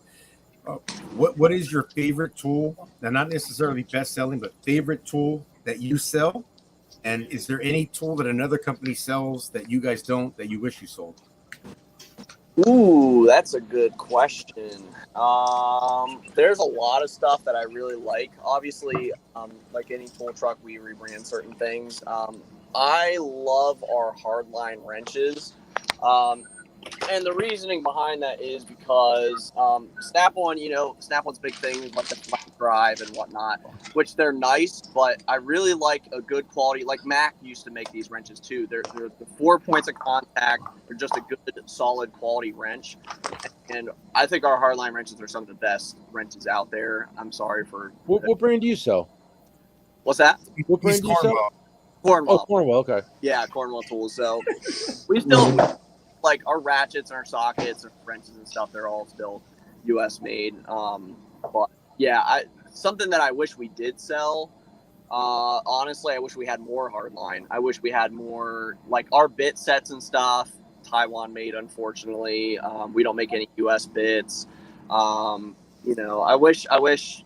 And obviously, Snap-on has the game with this that they make the most stuff out of any of the big top 4 tool trucks. I wish we still had more U.S. stuff. Like even our screwdrivers, they used to be really nice hard screwdrivers. Now they're all Taiwan screwdrivers. So, and you get the price point, price is really cheap on them, but still, it'd be nice to have the option to be able to have some U.S. made stuff. So, I think that's kind of what I wish we had more. But Lindsay, you sell vessel I wish you guys would bring your Ohio made page back to your flyer. yeah, I don't know what the deal is with that. We were told they were going to go back in the flyer like 8 months ago, and they got back. So they're just having issues with getting inventory and finding worker. You know, the same excuse that every company is making right now. So I don't know when it's going to come back. And my fear is that it's going to be less and less and less. And I hope they don't dwindle it out at some point, but you never know the way things are today. Nick, I've sold some vessel stuff. I don't keep them on the truck as a regular item, though. Do you keep them in regular inventory? We sell so much vessel; it's amazing. Really? Yeah.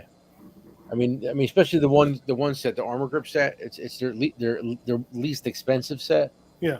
We sell hundreds and hundreds of them, and it's a great screwdriver. They don't break. I mean, Gearwrench screwdrivers are trash, and that's me saying it.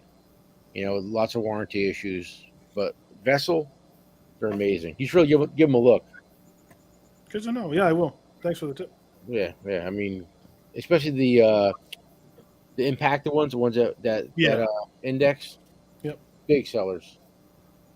Yeah. Good to know. So, can I ask my next question? Go ahead. Or did everybody go through it? So, I know we're getting at 1 hour and 45 minutes here that the stream is on, and I know some people are going to jump off and on here probably at some point. But before you guys go, I'd love for you guys to tell me, what do you think your personal brand is, and what do you want it to be remembered for? And what's your 5-year plan for the dealers? Because that was a question from the chat earlier. Oh, go. Who wants to start, Pat? What was the first question?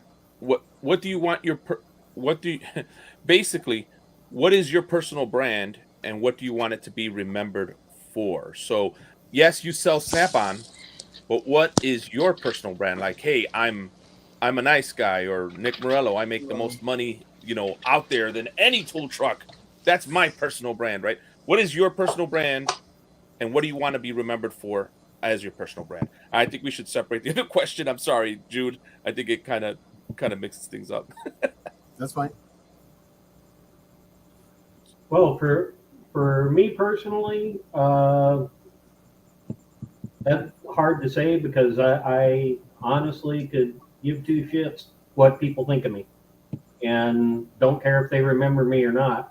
But in the time and the work I'm doing selling Snap-on, I've been reliable and dependable for people. Yeah, that's being your service, man. That's absolutely 100%. I'm sure a lot of you guys, or all of you guys will put that as part of it. So, or Lindsay. I mean, the brand I've been trying to build is probably no different than most people in that I want to be known for service, but that's not just taking care of things after a sale. That's doing legwork. That's getting information. That's been able to put together a good deal where I can. And if I'm remembered for anything, I hope I hope that guys realize that I'm there to work with them, and my goal is to help people make money and be productive in their careers. And if they remember me for that, awesome. If they don't, I know I'm a commodity too, so I'm under no misgivings to believe that I'll be remembered after I'm out of this business. I'll be just another tool guy that came around and took people's money to a lot of people. It doesn't just have to be remembered after you're gone. Remembered, after that last tool deal, like after that purchase, right? Like somebody, hey, I bought all this good stuff from Lindsay, word of mouth, right? I'm going to go tell somebody, hey, you should buy this. You should buy stuff from Lindsay. If they forget me, I'll be there next week. So yeah. I love it. Now, before we get to the bottom row, I want to answer one of the chat questions real quick. Dancing Alone with Reynolds asked, as a YouTube channel, if someone if a tool company offers you a tool to review, what kind of compensation should you ask for? Now, I'm just answering from my perspective. I wouldn't ask for any compensation. What I would tell them is I'll review it, but if you're sending me a tool to review, you better damn well hope it's a good tool, because if it's not, then you're probably not going to send me tools after my review. I was scared when you reviewed my my cutting pliers. I'll be honest. They held up, man. They went through three different screws. I tried my Snap-ons, tried yours, tried my Snap-ons, tried on all three bolts. They cut them. Anthony Goebbels there, GM85. He did a review on my 6-in-1s. That's great review. Dude, I was scared shit. He cut a battery cable with that pliers. Took him two tries to get through, but he did a battery cable. But yeah, I guess I'll answer the question because it's all going to be part of that. I'm looking for, I'm looking to, build a brand.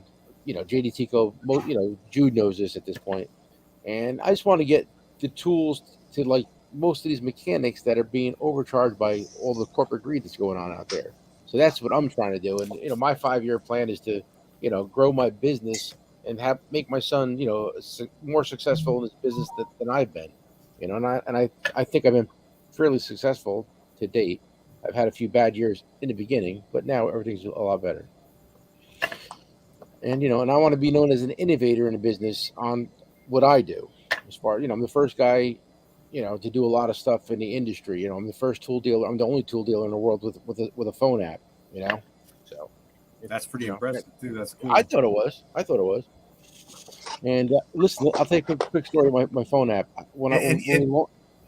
I'm sorry. When we launched our phone app, we were number 115 in the world of the biggest downloads in the world for our app the day we launched it.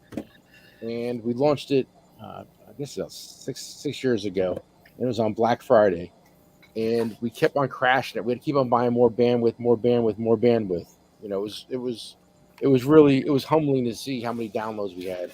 We're over 100,000 downloads on our app at this point. So there's that.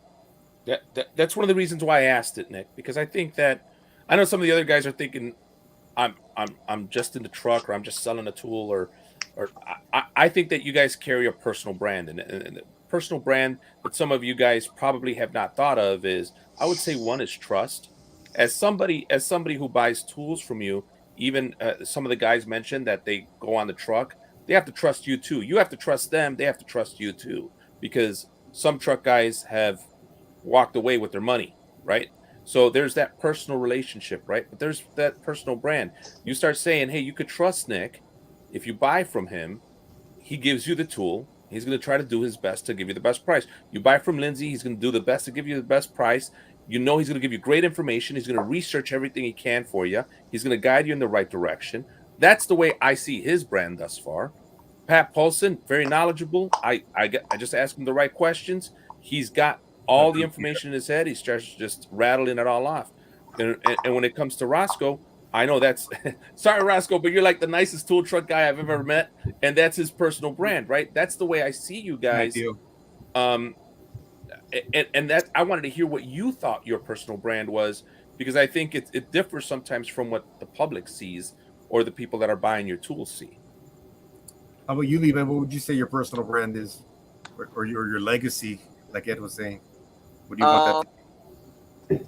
Kind of everybody else said, honestly, like being known as just, somebody who is honest and took care of warranty. I mean, I hear countless other tool dealers that are in my area who, say they're going to warranty something. Like I hear countless stories. Oh, he didn't show up this week, or last week he didn't tell us. He pulled out this payment without asking me. Like there's so many things like that. So I just think I want to be known as the tool dealer that pissed off the least amount of people, So I feel like also, like, I like to try to be as nice as I can to my guys. Like, I want to be there. And as tool truck guys, we all know everybody wants to come on here and tell us their life story. And we're basically part-time therapists.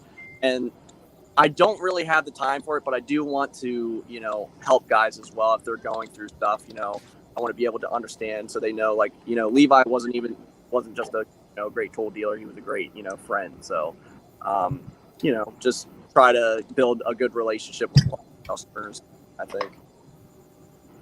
Right on, man. That's a real good answer, dude. Levi, how long you been selling tools? It's flown by, but it's been about a year and 3 months now ish. So, never wanted to go into sales, never saw myself in sales, and I absolutely love my job. So, Nice. I'd never look back. So. What area do you do?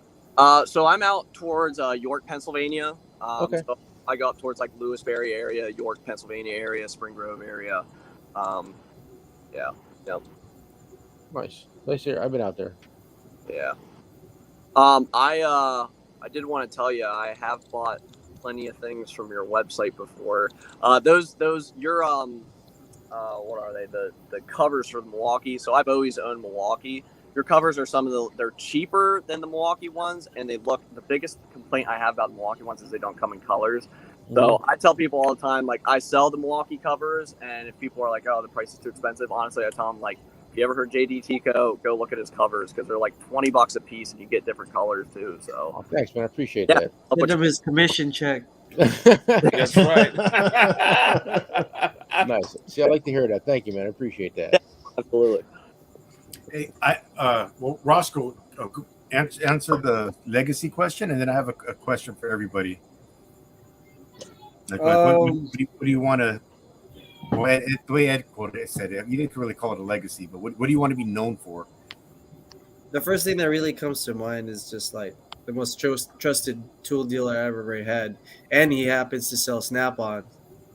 That's just it. Because I'm not gonna lie, I always hear it. Snap-on, fuck, man. It's expensive. You guys are expensive. But leave the brand out. I'm selling Roscoe, so I get customers that always tell me like, man, that shit's expensive, blah blah blah, right? And you know what? I want to be like, man, like the evil me's like, man, fuck off, just go. Like you can't afford this, or you know what? This is not for you. Maybe you should buy this and that. That just goes through my head, but I'm not that type. Mm-hmm. But I'm like I said, yes, it is true. I am a nice guy. So I just keep on it, like, oh, what's up? How you doing? I just keep pressing, like, be nice, right? Dude, out of all the people, and this happened many times, but he shines the most, I guess. Like, I never thought he bought an orange Snap-on roll cart for me. And our roll carts are expensive. But of course, like, I think they're the best. How I know. But I'm just saying, like, just seeing that guy, and never thought he would buy a roll cart for me, or just in general, just spend Snap-on money, like, you know what I mean? Like girls with their purses, they buy Louis Vuitton and all that. Mm-hmm. Bag's a bag, right? But it's just something about it, it's the brand that they're really buying, also, But just in general, like, I want to be known as just a really like genuine like the best like tool dealer like I've ever had. Like, he takes care of the warranties. He helps out. Like, I don't even have to ask for a discount. He just lets me know, or just like payments and stuff. Like, for instance, I'm human. I don't steal, lie, or cheat, but there's been instances where like I fat fingered something and I took too much money. Okay, they honestly call me like, hey, Roscoe, I know you didn't do it on purpose, but like, hey, it's off. I'm like, I'll look at it, like, oh, I'm so sorry. Because I know like there's other people like, oh, you fucked me. You got all my, you did that on purpose, But I'm very fortunate. I've had my customers trust me. Like if I made a mistake, they don't trip out on me. Maybe because like the way I talk, or, you know what I mean? Like, I guess because, okay, I'm going to go personal. Like in my personal life, like, trust is a big thing. So if you lose that trust, I live by this. I'll just tell you, if you lose someone's trust, it's hard to gain it back, or you just can't gain it back at all. It's done. So I kind of just live by that and try to do that with my customers. And it's been working, but I just want to be good, just known as like the best tool dealer, not just because Snap-on, but like Roscoe himself. Like, he gets the job done. I need something, he gets it. If he can't get it, he tells me the truth. I can't get it. Or I tell them like, I would have to go outside of Snap-on and get that tool. So you know what? Honestly, like, I would rather have you like buy it like for cheaper out there than me getting it, because obviously, like if I get it outside, I gotta mark it up. I gotta eat too, So, um, anyway, I just want to be just a genuinely good tool dealer, like most trusted tool dealer. Say, oh, most trusted brand in the market. Well, most trusted tool dealer, Roscoe, in the There you market. go. That's what I want. Most trusted That's what tool I. dealer. That's Yeah, really cool, dude. not Snap-on, like Roscoe. So, You know, I want to say something. Oh, go ahead. Sorry, go ahead. I was touching on something we kind of went over a little bit when Nick asked Lindsay about that light, and Lindsay said he didn't carry them because he was talking about new tools. And then I remember one time talking to Nick, and I forget what tool he told me he didn't buy, but he was like, "Damn!" Then I couldn't get him after that. He's all, and that's why now he's all, if I think it's going to be a hit, I just trust my gut and buy them. So the question is, when it comes to new tools, how do you determine their value versus their gimmickiness? Well, I'll tell you, like, I buy a lot of closeouts, and like the other day, Monster Mobile, baby, I buy plenty of that from you. I bought 8 pallets, and yeah, that's okay. Listen, I think I bought one of them from you, dude. it was funny because when Monster when Monster was closing up, there was a list going around. I'm sure Lindsay got the same list I got. Yep. And you're going through it, and you're like, do you buy 5-bar sets? You're like, do I buy 50 sets? Do I buy 150 sets? Because at the end of the day, we have to pay for this stuff, and if it doesn't sell, it's money.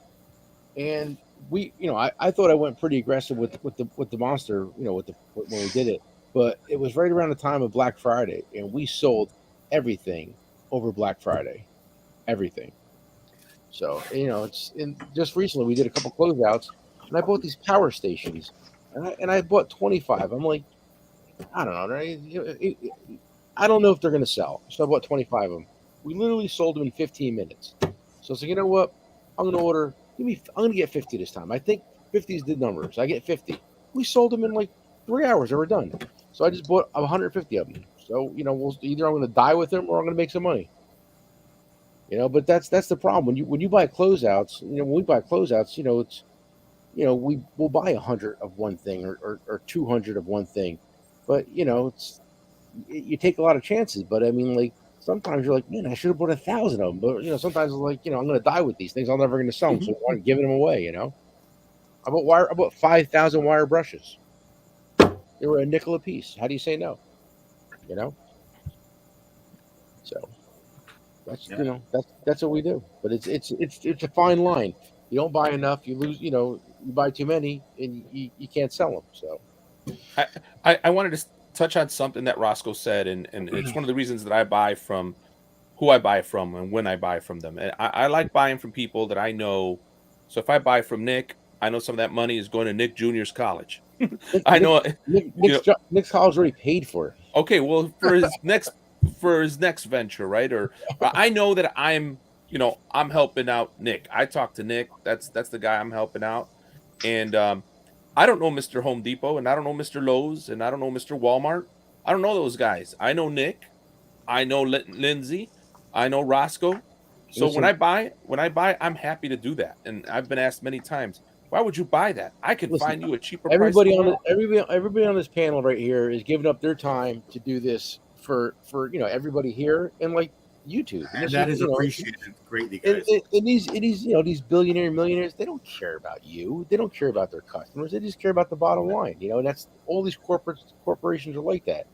And I don't want to say anything bad about anybody's particular flag or brand, but like, I feel for you guys. You guys, like, Snap-on's very expensive. We all know that. But like, you're not the guy making that headlight for $97. You're not paying $6 for it. You're paying $74 for it. And you're selling it for $97. You're making $30-$40. You're not getting rich. You're making a respectable living.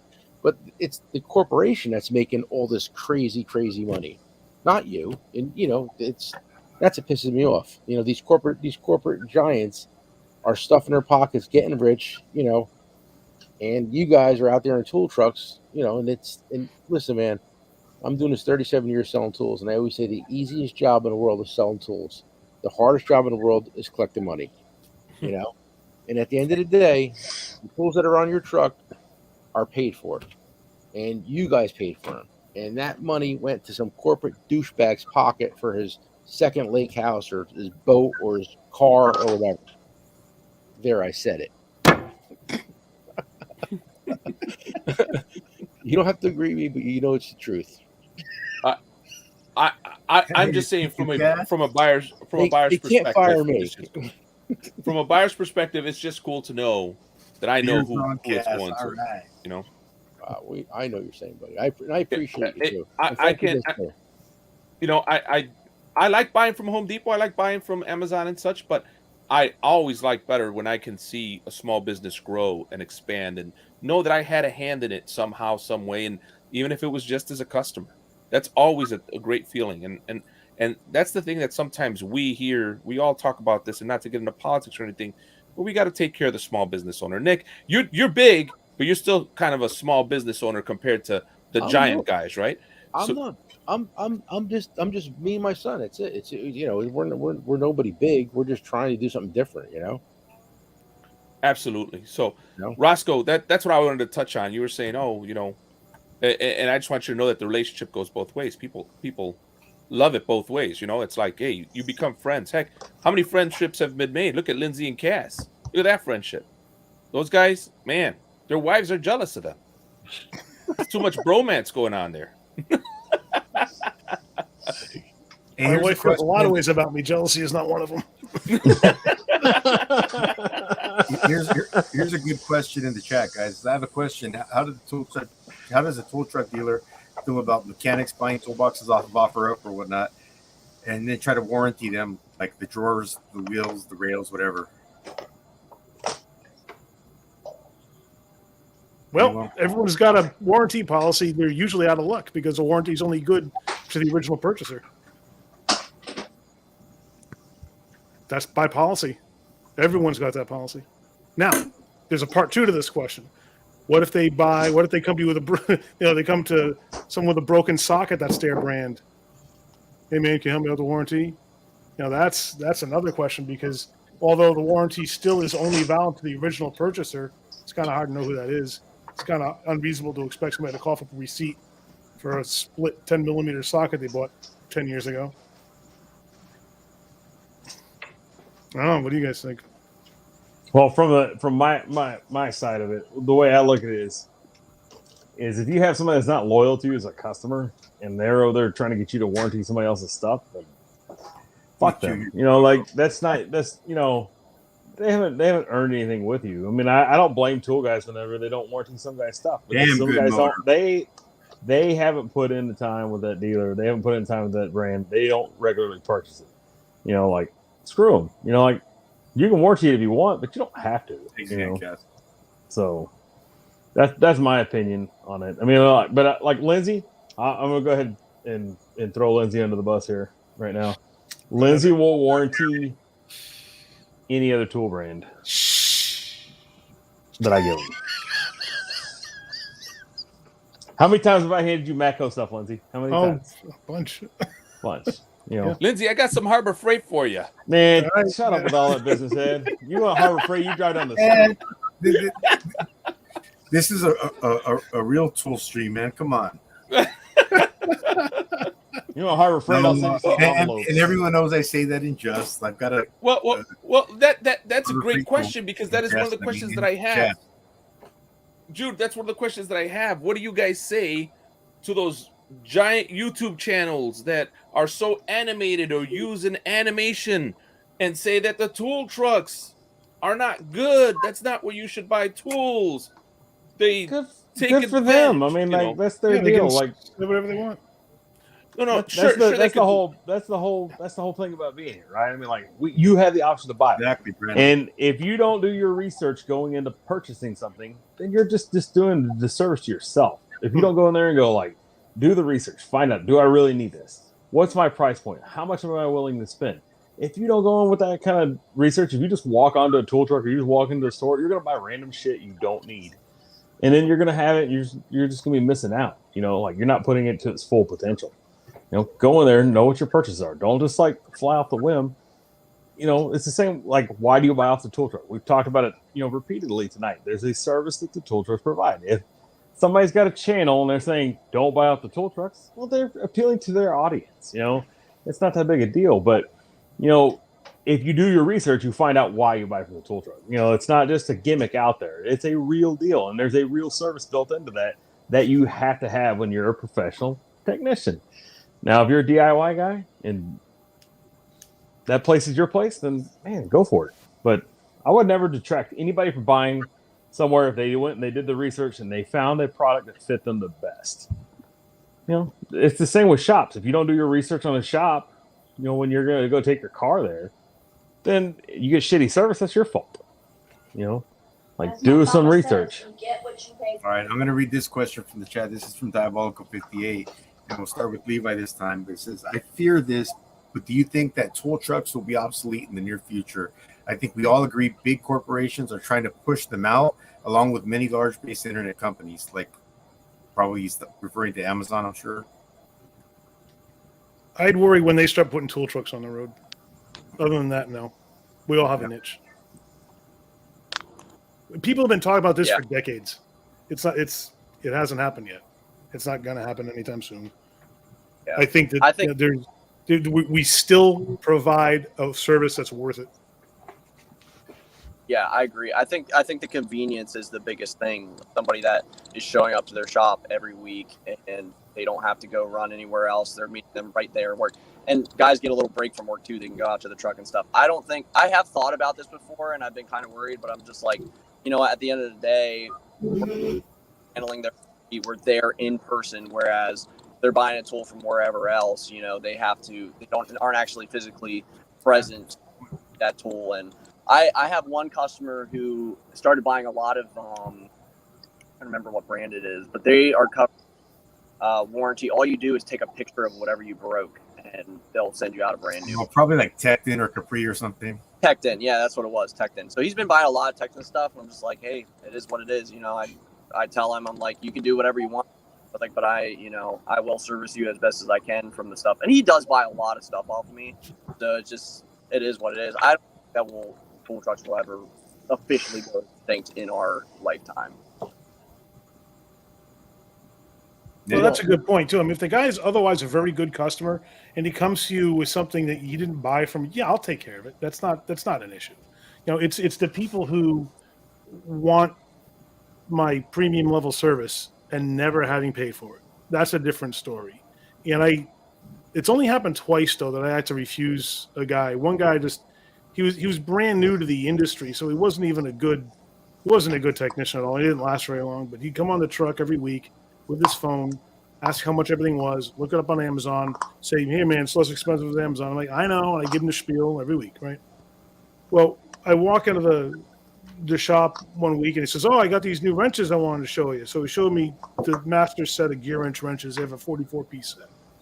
I think on my truck is like $400 on his. He got on Amazon for, I don't know, 3 something, I think, low 3s, high 2s, whatever it was. And I think, good pickup, man, good for you, find a good deal, whatever. The week after that, he says to me, some of the wrenches came in bent. I didn't notice them, but the beams were curved on a good portion of the wrenches. And he said, can you help me out with that? I said, I can, but I won't.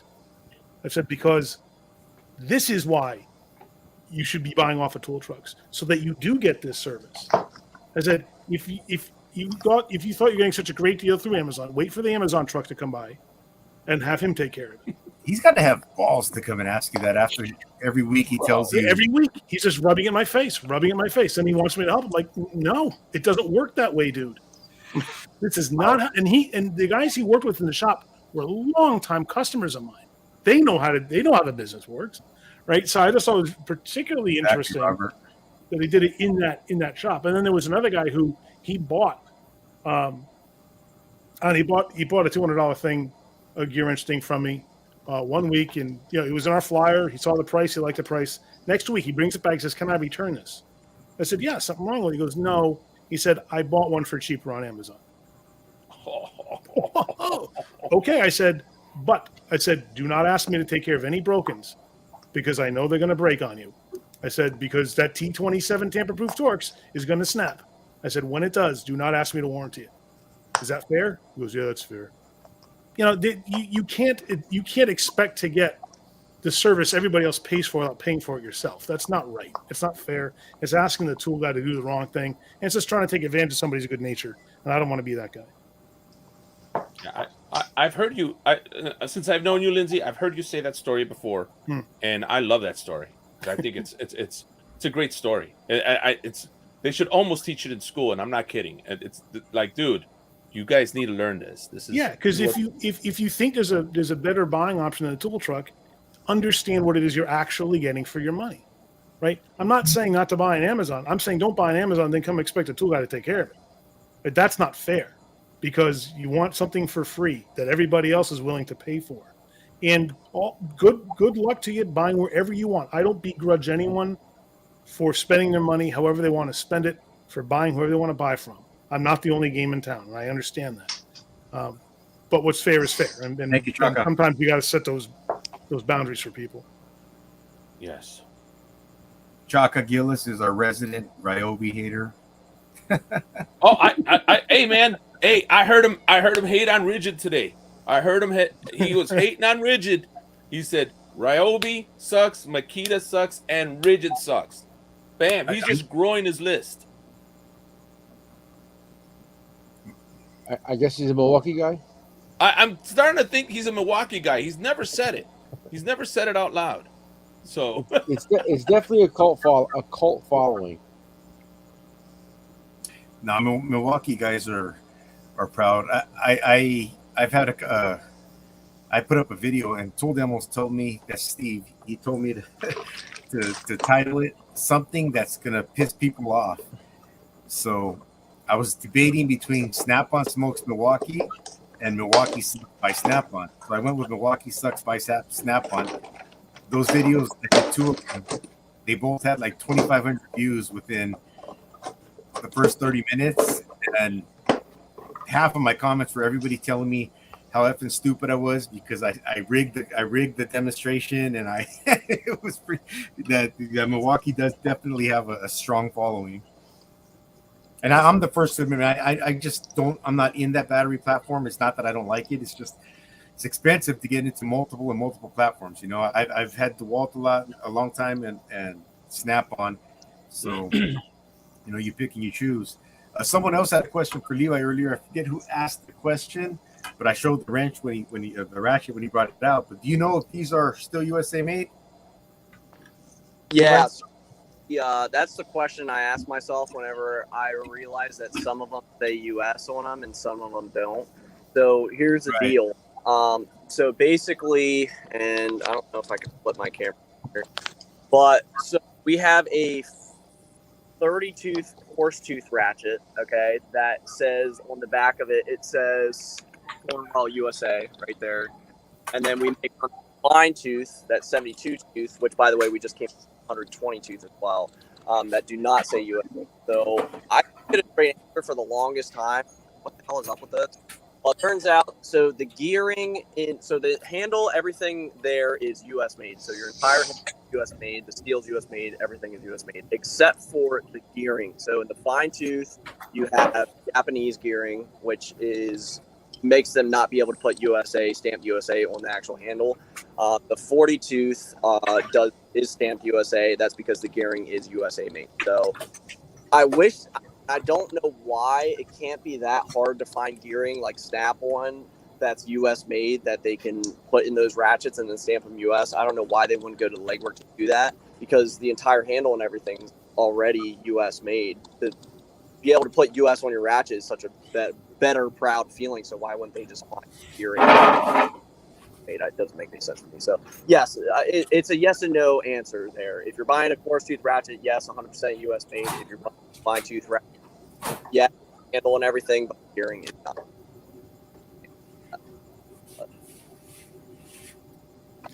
I just want to go back real quick to a question. I have Ian, that coarse tooth ratchet. I was just looking for it, but I was using it. It's probably in my other box over there. But yeah, it does. That one does say USA. You're right. I was going to try to show it, but I'm going to give props for props is due. I do not.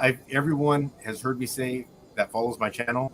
I am not a fan of comfort grips. You know, I like the full steel, full polished handle. But man, this is a very comfortable comfort grip.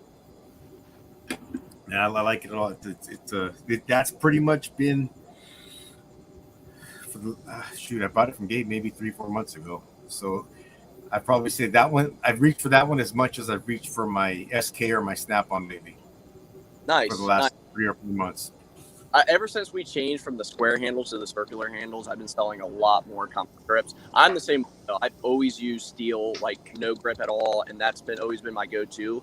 But I think the new ones, the only biggest complaint about they get dirty so freaking easily because of that bright colored handle, but they clean off nice too. But yeah, I'm glad you like it, man. That's cool. Yeah, they wipe off easy, man. I mean, this doesn't look that bad, and I use it all the time. Yeah, it's got some dirt on there, but what are you gonna do, man? I like green. You know, I don't care if it's got oil on it because oil makes me green. getting black oil on my green tools makes me green in my pocket. Dude, have you ever used our tool detailer? No, I haven't. Really? No, I've been meaning to get some. I know. I saw that. I've seen some cool videos on it, like shining teeth up, and but that's some Joey's tool chest. He has videos on YouTube using that stuff on a flashlight, and it came out phenomenal. It'll be in your mailbox in 3 days.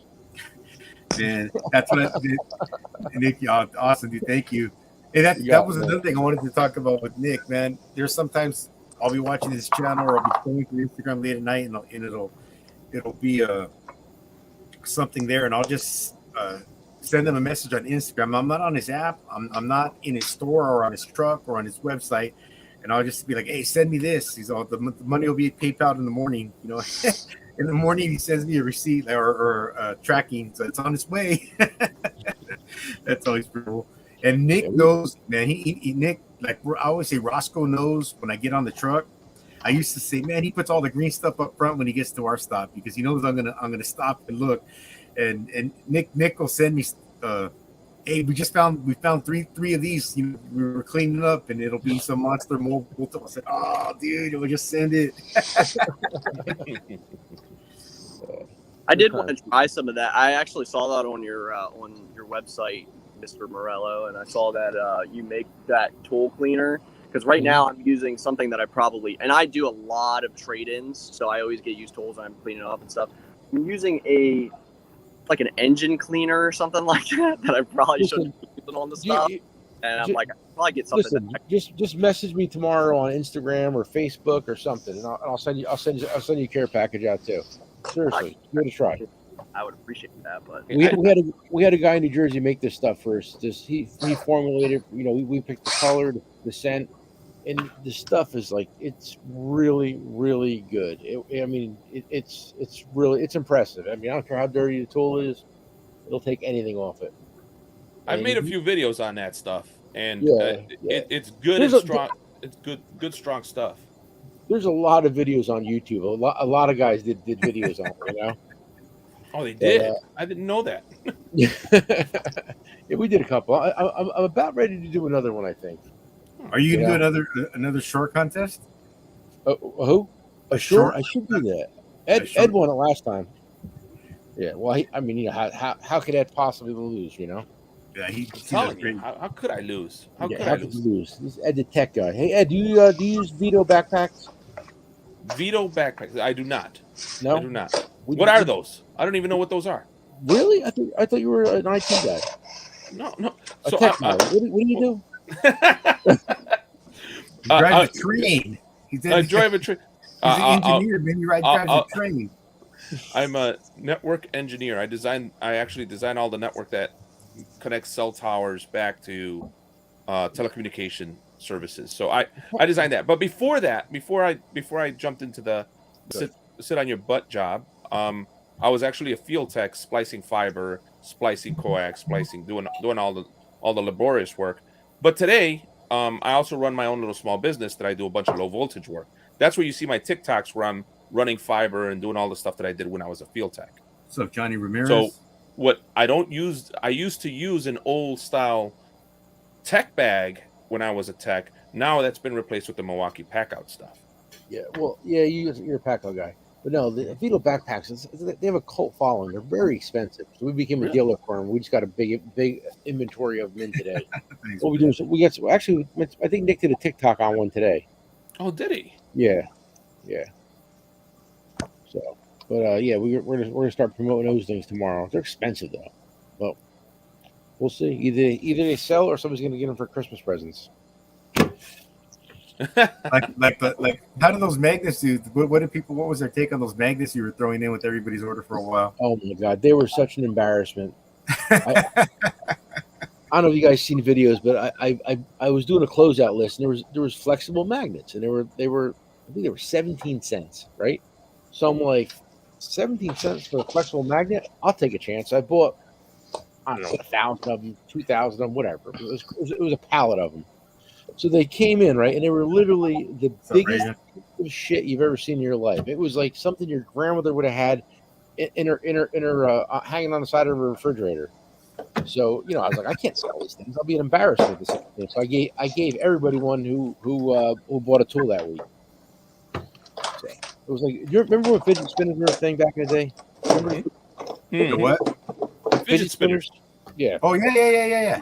ISN had them. And they bought them because they thought they were going to be like the hottest thing in the world, and they were for 30 seconds. And like they were down to like we paid like 10 cents, 15 cents for them for these fidget spinners. So we were giving them away to people for free. And people were getting so pissed off. They're like, I don't want this fucking thing. We're like, hey man, it's free. Everybody gets one. So we always give a lot of free shit out when we do our deals. So hey, Tarek says the Beetle Pro packs are the best. So I'm guessing it. I saw them on your Instagram earlier today. I saw that you were showing them. Yeah, that was Junior. I was in the route today. Okay. Nick, I got to tell you, one of my favorite things that you do is the mystery box. I'd like to add something to the way you do it, please. Good. Set it up. Just set it up as a monthly thing, bro, where somebody signs up and they just get the mystery box already ordered. Don't make me call into the shop all the time. Well, no, because the problem is there's a lot of different problems. I mean, the problem is how much are the mystery boxes? We can't keep them the same. We always change them because listen, you make a mystery subscription in. Yeah, subscription. We've toyed with that idea, but like it's just we try to do a different dollar denomination mystery box. I mean, Black Friday we do $100 mystery boxes, but like we'll do them for like the cheapest one I think we did was like $8 or $10, But you got to remember that $8 mystery box, PayPal's getting 65 cents, right? They're going to get 4% of whatever the dollar amount is, and I got to ship it. If it's first class, it's $4. If it's anything bigger than first class, it's $9. I mean, so it's that'll also get played into the deal. What if you do like a range and say, all right, bro, it'll be anything between $10 to $50 a month. You sign up for it, and what we send you is what we send you. I don't know, because when you sell online, right? Mm-hmm. It's so hard to keep everybody happy. Like when I do a mystery envelope, whatever they're gonna get, right? The first thing they're gonna do is go on Amazon, go on eBay, go on anything and check out how much this thing actually cost. So if I'm selling a mystery box for $15, they better not find it for a nickel cheaper than $15, because everybody wants to get a fair value or more than what they thought. So it's not easy, but we've been pretty successful. And I mean, like when we do mystery boxes on any one of them. And like Black Friday, we do a lot of them, and they're all $100 mystery boxes. And we get guys that'll be like, it's never more than like 2 guys or like 3 guys if it's a big one that'll say, I don't think I got a good deal on it. And I'm like, I mean, add it up. You got what you got.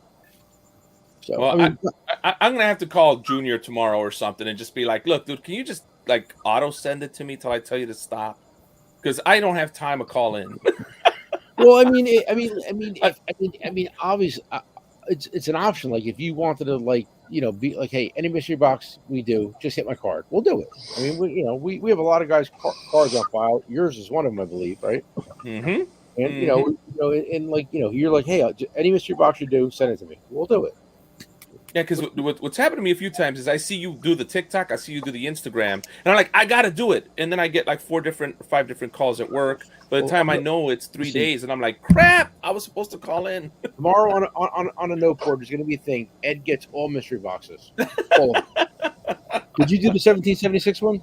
I didn't. I didn't. Do it? I didn't. Oh, That's that what was I'm a good saying. I'm missing some good stuff. Everybody got a flashlight, which is a $25 flashlight, and a mini pry bar. That was a good one. Oh, see, I'm missing out, man. I'm missing out. That's somebody dancing alones with rentals saying do a monthly pack out box for Ed. Oh, you really want to run my credit card, don't you? I don't think I could afford that. Hey, Ed, do you have a Jasper 123 pry bar?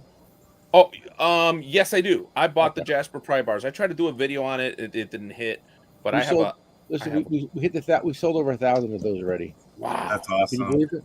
I think Impact Rated was just saying that that's like his favorite pocket tool he has right now. Hey, Roscoe, you want to jump in and say goodnight, man? I know Roscoe just texted me saying he's got to get going. You want to jump in and say goodnight to everyone?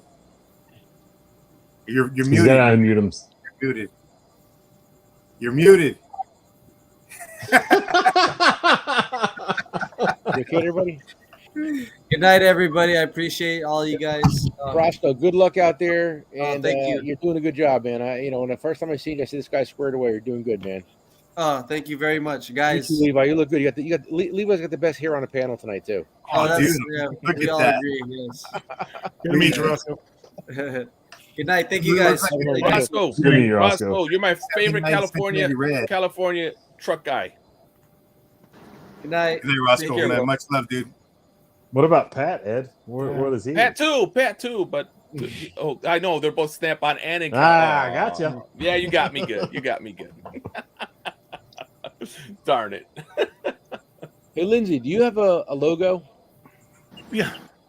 Do you? I got Why don't you send me your logo tomorrow? all right. I got an idea for you. Okay. Before we Hey, Pat, get on what's to your- other things, I have to circle back to something Ian Lloyd asked a long time ago, and I don't want to forget about him. Oh, you Because did mention you had a question. He But had an excellent point, and I don't want to let it go unaddressed. Way back at almost 2 hours ago, when we were talking about, I was talking about selling to certain customers, and I said something was kind of fishy if there's a guy that wants to buy off a tool truck who isn't a pro guy, and Ian said, Lindsay, whoa, some guys that like quality tools. And that's absolutely true, and I didn't want to sound like I'm underplaying or making it sound like they're less important, because you're right. The quality tools are good for lots of different people. And it's really more from my perspective of playing the odds game, where so far I've seen that most guys who aren't a professional tech, who don't see a truck on a regular basis, are probably not interested in paying the tool truck price, or they're going to want to go on credit. And that's the dangerous game, like we talked about earlier, for someone who we don't have an established relationship with. And the other reality is, too, even if it is a shop, and you look at the type of shop it is, and I've been asked by a lot of shops, hey, man, can you come around? We don't get any other tool trucks. Ding, ding, ding, ding, ding, ding, ding. Because what, you drive everyone else away, right? Is everyone not paying? Why don't you get any? If you've got 6 techs in a General Automotive shop and you're right in the middle of South Central Austin, there's a reason you're not getting any other tool trucks. So it's not because they're all, something's wrong there. And I've covered that on a YouTube video one time. I'm like, guys are like, why doesn't the tool guy come to my shop? Because you suck. If you paid to be there. It's that simple. When there's good business, more likely than not, you'll get a tool truck or many trucks to come and stick around, because you're stupid if you don't, if you're the tool guy. So there's a lot of reasons why, and I didn't mean to downplay people's desire to buy quality tools, Ian. I just want to kind of expound on that, because there's lots of different things that enter the mind of a tool guy when he's looking at doing business with somebody. So I hope that at least what you were wondering about there.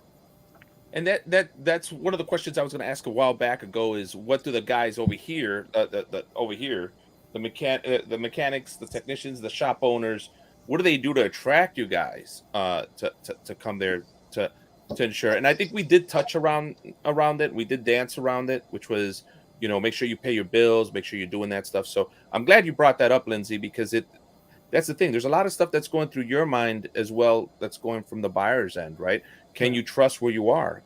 Is that going to be an area you're really going to make money? Or are you wasting an hour where you could be at another shop where they buy, right? So absolutely a great point. Because Gabe hit on that a lot, and Gabe and Cass both hit on efficiency is so important in any business, especially in a tool truck business where you can see 10 different guys if you go to 10 one-man shops, or you can see 10 guys going to one 10-man shop. Which would you rather do as a tool guy? I'd rather go to the one shop with 10 guys.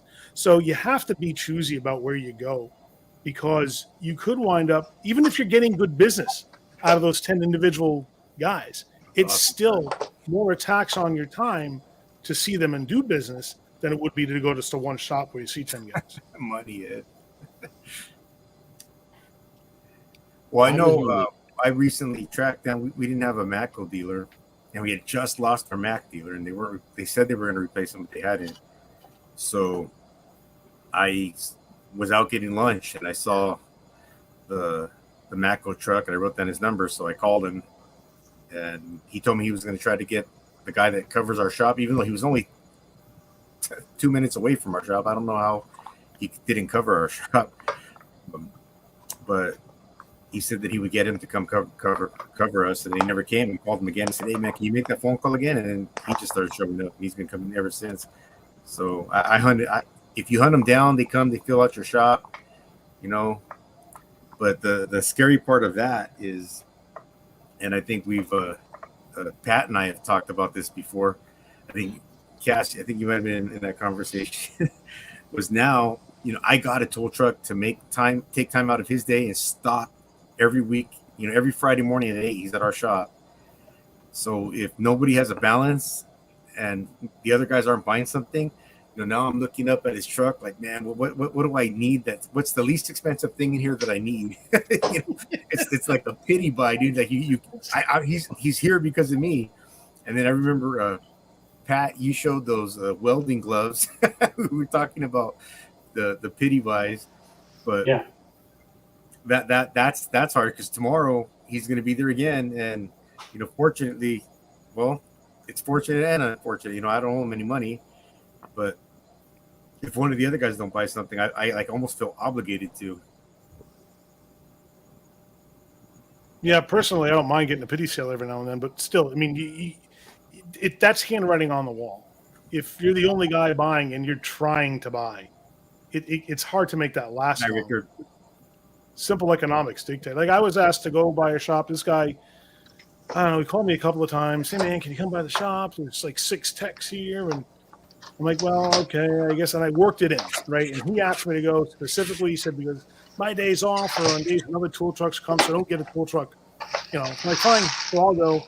And I started going there, and business wasn't bad, but it was never great. And the guy who asked me to go never bought a thing, which was kind of weird. And then the other guys in the shop, they just stopped buying for some reason or other. I think they were very unhappy with who they were working, and it kind of showed. Like every time I'd walk in the shop, nobody was working. They were all looking on their phones and playing games, which is strange, right? So I mean, that's not going to last long because they're not interested in buying tools. And I thought it was odd that the guy who asked me to go was the guy who didn't buy anything at all. Yeah, that sounds like a really bad, like that's yikes. Wow. So if you want your tool truck to be coming around, you guys better be buying from them. Better yet, you better be paying them. You better be paying them. Buying's good, paying's better. Lindsay, the other day you were saying I seen you on the Country Mile Garage. You were saying that this has been a little slow, but I like it because nobody's buying tools, which is nice. That means I don't have to buy tools. which is always nice when you're collecting and not having to spend money. Well, it allows me to restock the truck, Nick, and because we were talking about it earlier, and I was feeling a little sheepish about everyone running around with full trucks. Ask Cass how naked my truck is. It's embarrassing. Man, if I didn't like you so much, I thought you were going out of business. Right? And people, in fact, just last week, somebody said to me, he says, some of the other guys in the shop were asking, and they asked me if I could ask you, are you going out of business? I said, no. I said, I've been coming around your shop for 6 years. Man. Right?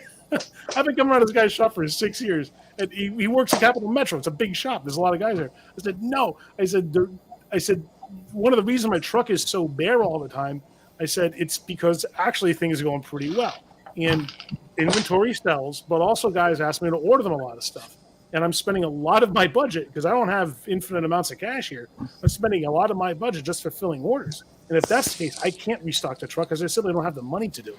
So on a slow week like last week and this week, sales are down. Awesome. Revenue's still coming in like it always. Fantastic. I can actually restock the shelves a little bit. Yeah. No, I know. It's a balancing act, man. I guess. Even like at the store, like we have a lot of inventory at the store, and like I'll be like, hey, listen, stop posting all these deals. Start pull stuff off the shelf, pull stuff off the shelves, take pictures and sell that. Yeah. So, after a while, it's like, the store's packed. Let's get it out the door. Hey, here's for Pat and for Levi. I know as independent guys, Lindsay and Nick, you guys can just buy what you want when you want it. Does Cornwell or Snapon have like, okay, all right, next month is August. You guys, this is what you have to buy? Like, do they force the promo stuff on you, or how does that work? So Cornwell is really good about that. My district manager, who is actually a lifetime friend of my parents, they've known for years. He used to work for Snap-on, and no offense to them or anything like that. They're such a big company. The reason he left Snap-on was because they were forcing a bunch of product onto the district managers, and then he would have to force them onto, his guys, and he didn't want to have to do that. So that was a big reason why he came to Cornwell, is because they force anything. Like, you don't have to get anything. They don't automatically send you out anything. You pick whatever the heck you want, and it is what it is. And same with they don't really have anything in their agreement that you sign when you start on that you can't buy from outside sources. So they're actually really chill and laid back about a lot of that stuff. So yeah, short answer, no, they don't force anything. All right. Nice. Pat? Snap-on generally has tiers. They do force ship you some stuff that you have to try and figure out how to sell. But as far as promotion type things go, you choose the level at which you're going to participate. So usually it's 3 different tiers that you can buy into, and that package will determine, what items you get and what you have for sale on your truck that month. Okay. Now, when you say tiers, I mean, like you guys get it if you buy a bigger tier package, you guys probably get a better deal, right? Right, and it depends on what you think you can sell. And with that, like for example, the chair that Tarek was able to get for Diabolical, in order to get that chair, you had to buy into a certain promotional tier to be able to have that chair to give away. So depending on, what you're comfortable with as the franchisee, buying for that particular month will determine where you end up and what you end up having. Okay. What do you guys all think about BOGOs? Are those good sales for you guys when BOGOs come out? Yeah. I know Cornwell gets a lot of them. I know Snap-on gets a lot of them. I even see them, Lindsay, in your flyer ads. Lindsay, we don't get them anymore, right, buddy? The BOGOs, the Gearwrench BOGOs? No. Those days are over. No, those are days are long gone. When I was a Mac guy, I used to dread getting flyers. Dread it. Because they took percentages off the retail price, but guess what? My costs stayed the same. So my profit margin shrank. Yeah, my profit margin shrank. So I hated selling out of the flyers when I was a Mac guy. I love selling out of the ISN flyers because they build in certain number of points for us, and my profit margin stays intact, and I'm happy with that. But it's just I probably shouldn't do this. A funny thing. Depends on who the company is. But my Mac guy, he won't, like, if he'll show up to his shop and if he knows like guys will buy the impacts from him and they're in the flyer, he won't even bring the flyers out. He'll hide them on the truck. Oh, you know what's a really good deal that I'm sure I'm sure the Mac guys hate this flyer. Have you seen this one? Yeah, is that 8? Yeah. Yeah. This is actually. I just saw. I got my first peek at 9 today, but this is the best deal I've ever seen. I got to hand it to them. They're big 1/2-inch impact with 2 batteries and a charger, 2 5-amp-hour batteries and a charger. That's the deal. Kyle will have that thing hidden. That flyer won't. I'm sure he does not want to sell those at all. Really, there's nothing else in the flyer. That's really all that. No, that's about it. That's any good. But I was really surprised by that deal. That's a particularly good deal, and I can't believe he's going to want to sell any of them at that price. I got to answer this one question. Then I'm going to call it tonight because it's 1:00 in the morning here. This guy Brandon asked this question twice. He wanted to know how we decide what to do with mystery box, and generally he wants to know if it's a guarded secret or something like that. Generally, me and Nick have breakfast every morning at the same spot next to the store. And while we're having breakfast, Nick will say, "Hey, you feel like doing a mystery box today?" And I'm like, "Yeah, let's do one." Then he'll say, well, "How much?" And I'm like, "Well, what are you thinking?" And then he's like, "I don't know. We'll say a dollar amount." Then I'm like, "Well, what do we have?" Then we got to think about what we have in the store that we could justify that price. So we got to make sure we have enough of them because we try to give everybody the same thing or like have 2 or 3 different options. So you got to make sure you have enough of them because I mean, if we do mystery boxes, I mean, we're going to sell anywhere between 50 to 200. It could be 250, and so you got to make sure you have enough inventory for them. So it's just we have to see what's in the store to sell, figure out a dollar amount, and then go from there. And then start pre-packing them because once the thanks, Jamie. Once the receipt thing starts printing, hey guys, I can't talk to you. I don't know if I have Bell's palsy. I don't know if you guys know that. Don't think I'm drunk. And the later it gets, the worse I start talking. Anyway. But it's my 1-year anniversary with Bell's palsy. So has it been a year already? It'll be a year this weekend. Oh damn! I didn't realize it's been that. Can you imagine a year? It fucking sucks. I went to acupuncture today though, so it helps. Do you think it's at all related to the vaccination? Who knows? I mean, everybody says no. Some people say yes. So I'll never know. But it is what it is. But that's cool. You guys just figure out what stock we have. We're trying to move some stock, and you can do a mystery package at any deal of some stock that you just got to move. Yeah, it's whatever. We buy closeouts or something in there that's going to fit good into that price point. That's how we do it. It's for when Black Friday we do them different. They're like we do $100 mystery boxes, and we give away a couple Milwaukee kits in the mystery boxes for Black Friday. So it's all smoke and mirrors, guys. That's real cool. Yeah. But anyway, guys, listen, I really enjoyed this. It's 1:00 in the morning. I have to get up tomorrow morning and change the world, and it's going to require at least 5 hours of sleep. Go get him, Tiger. Thank you. Much respect. Lindsay, send me your logo. Levi, send me your address, and I got your address.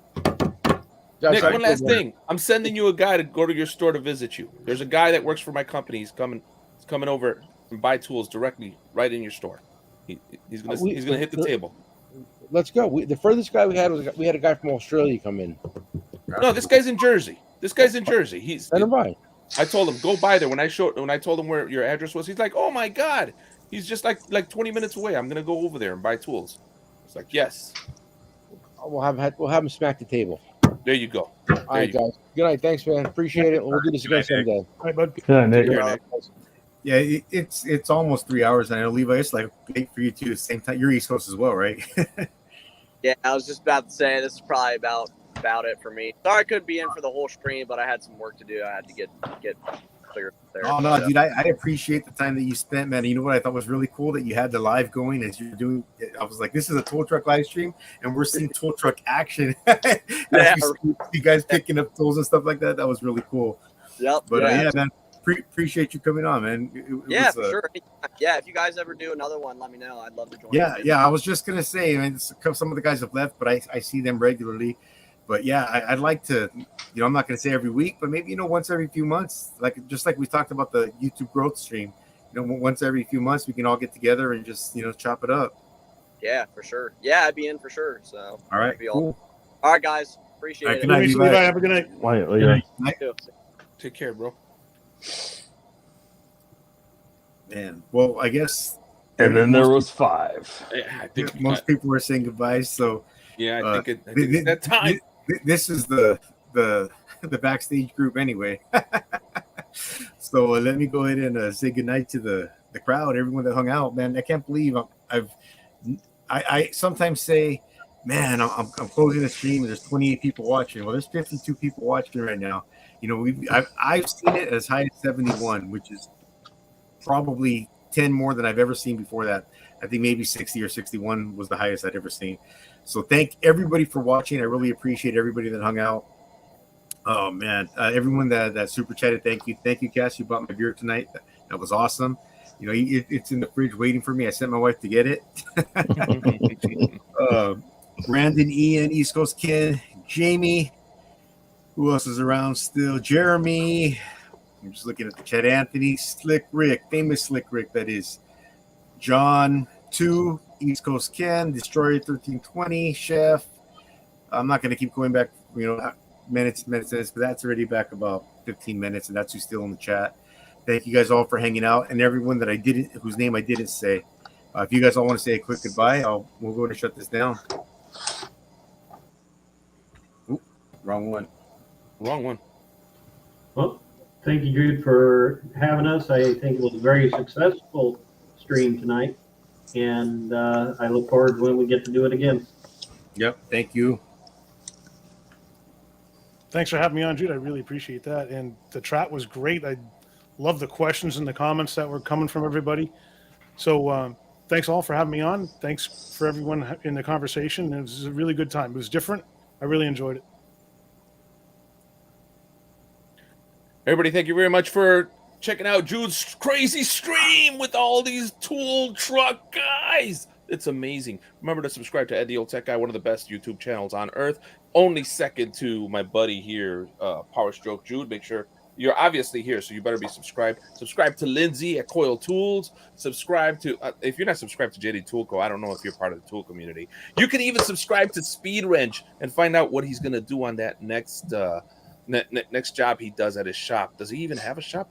What does he do? Is he a mechanic or a tech? I don't even know what he does. Make sure you subscribe to everybody, man. Thank you very much, Jude, for having me. And Ed the Old Tech Guy on YouTube. Subscribe. Join the Shill Army. Shill!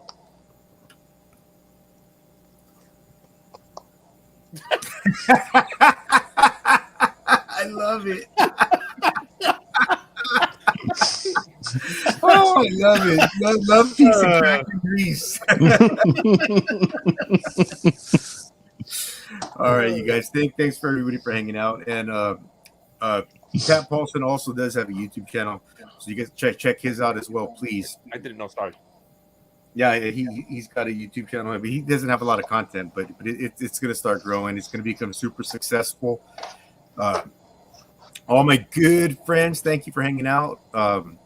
We're going to probably go in the backstage for a little bit. So, Tarek, you can just jump in. But John, I'll send you a link. And you guys have a great night.